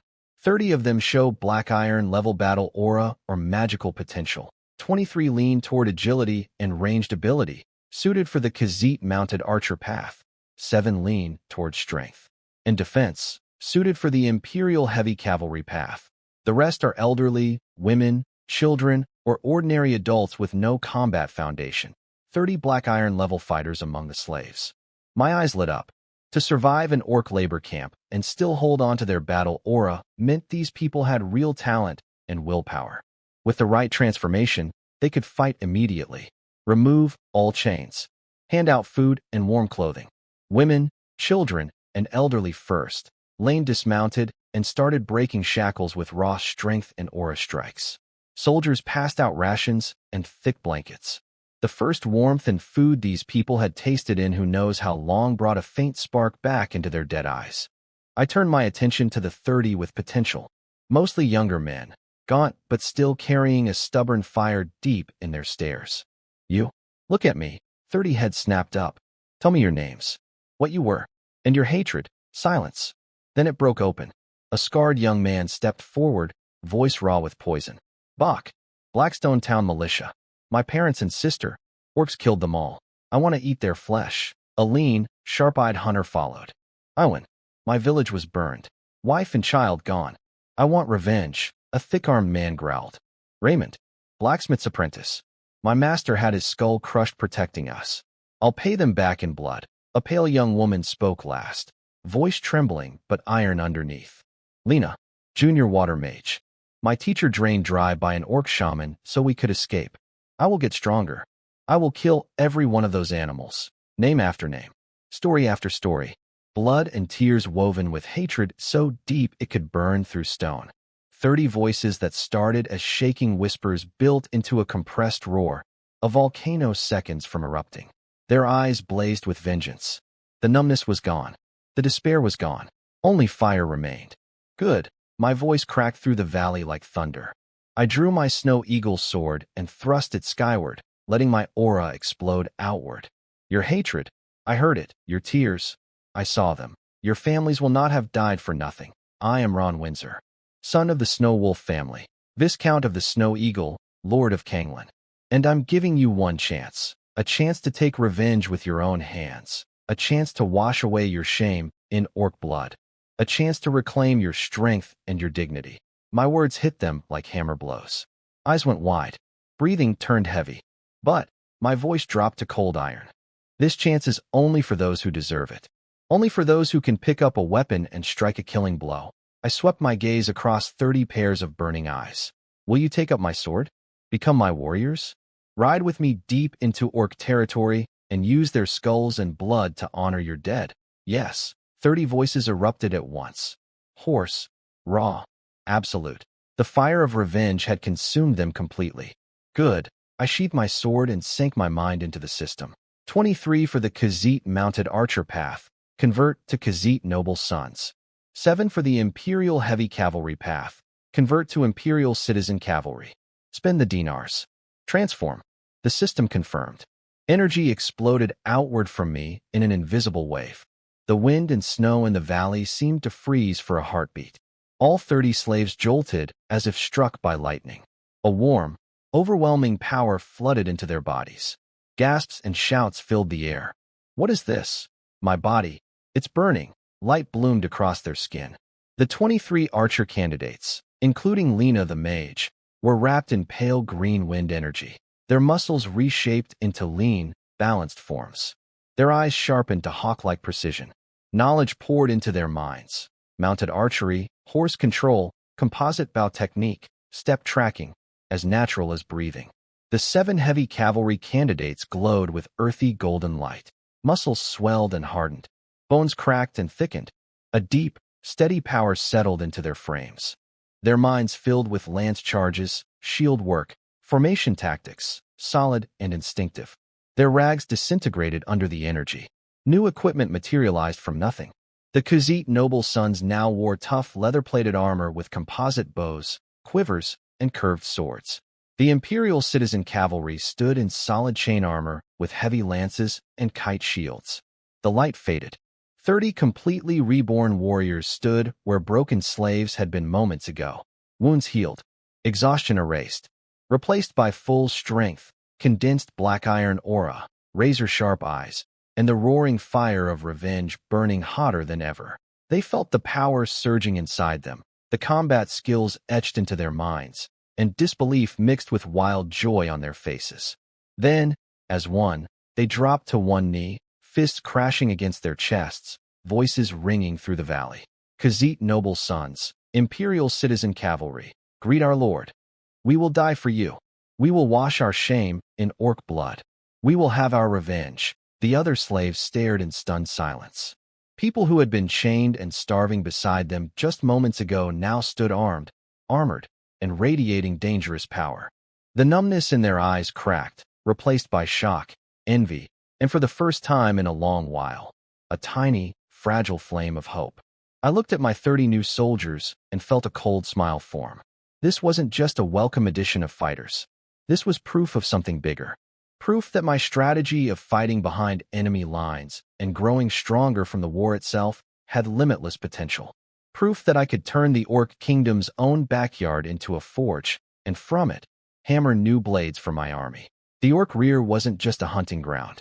It was my workshop. My lord, Zakin's voice cut through my thoughts, barely containing his excitement. When we cleared the Bloodhowl Depot's core warehouse, we found a hidden compartment. And inside, this, 2 Konghari riders stepped forward carrying a heavy wooden chest reinforced with cold iron bands. Dusty beast hide covered the surface, but the lock fittings gleamed with dull gold. Open it. The lock snapped under brute force. The lid flew up. Golden light flooded the dim forest like a small sun had been cracked open. The chest was packed tight with gold coins, each one the size of a baby's fist, stamped with snarling orc totems. The thick, intoxicating glow of pure wealth poured out. Even I couldn't help drawing a sharp breath. Behind me, Lane's eyes contracted behind his visor. Initial count, Zakin said, struggling to keep his voice level. 10 chests like this in the hidden vault. Roughly 10,000 coins per chest. Total, 100,000 gold dragons. My heart slammed. 100,000. My entire Kanglan territory might not generate that much in a year of taxes. This sum could fund a small army for 12 months. Wages, equipment, everything. The shock lasted half a second before blazing excitement took over.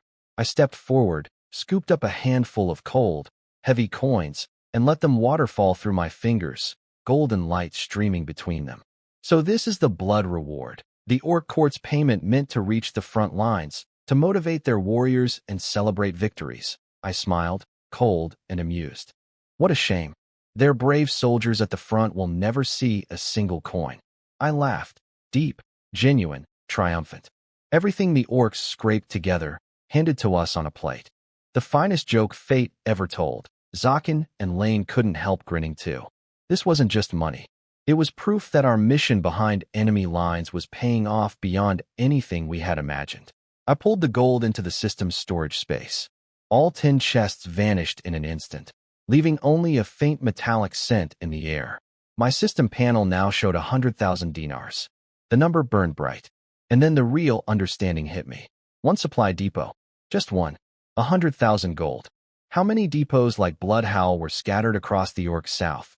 How many granaries, armories, and hidden treasure vaults waited out there, barely guarded, stuffed with wealth the Orc court had funneled toward the front?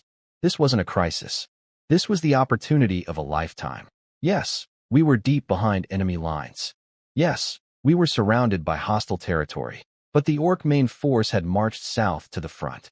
What was left behind? Old soldiers, weak garrisons, goblin slaves, crumbling defenses, slow communications. No real resistance anywhere. This entire southern region wasn't a danger zone. It was an unguarded vault, a hunting ground built just for me. With 100,000 gold in hand, 30 freshly converted fighters, and my elite strike force. If I moved fast enough, hit hard enough, stayed hidden, I could use captured gold to convert and arm more soldiers on the spot. I could turn the orcs' own resources into the blade that would gut them from behind. I could build a knight order right here in enemy territory. Every soldier at least black iron rank, system forged, loyal to me. A force that could match or surpass a viscount's or even an earl's main army. Zakin, Lane, I spun around, voice cutting like a blade, burning with ambition. Order the entire force. Rest period is over. Keshig, scatter like hawks leaving the nest. Push north. Comb everything. Every orc village, checkpoint, outpost, granary, armory. I don't care if it's a latrine. Mark it all. I want the map of the orc south carved into your skulls and laid out on the snow. Target, the next bloodhowl. The next gold vault. The next piece of fat meat to feed this blade of ours. I pulled the reins tight. My warhorse screamed. The snow eagle cloak whipped like a war flag in the howling wind, framing the twin fires of ambition and ice burning in my eyes. Remember this. My voice boomed across the ranks like a war drum. From this moment, the Orc Kingdom's south belongs to us. Their gold is our wages. Their grain is our supply. Their weapons are our claws. Even their people, I glanced at. The 30 new warriors with vengeance blazing in their eyes. Become the fuel and the anvil on which we forge new blades. Move out. A suppressed, feral roar answered me from every throat. The Keshig scattered into the snow-choked forest like arrows fired in every direction, silent, lethal. The Konghari followed like a wolf pack, hoofprints stamping clean and deadly into the white ground. The Imperial heavy riders and flying tiger knights closed around me, a slow-drawn sword glinting with frost. I sat tall in the saddle, looking north toward the deeper orc heartland hidden under gray clouds, and let the coldest smile I had ever worn settle onto my face. This ghost army I had built and led behind enemy lines had torn the first wound, tasted hot blood, and found gleaming treasure inside. Its fangs were now coated in ice. Its hunger had become a firestorm. The Orc Kingdom's vast, sleeping south was about to learn what it meant to be hunted.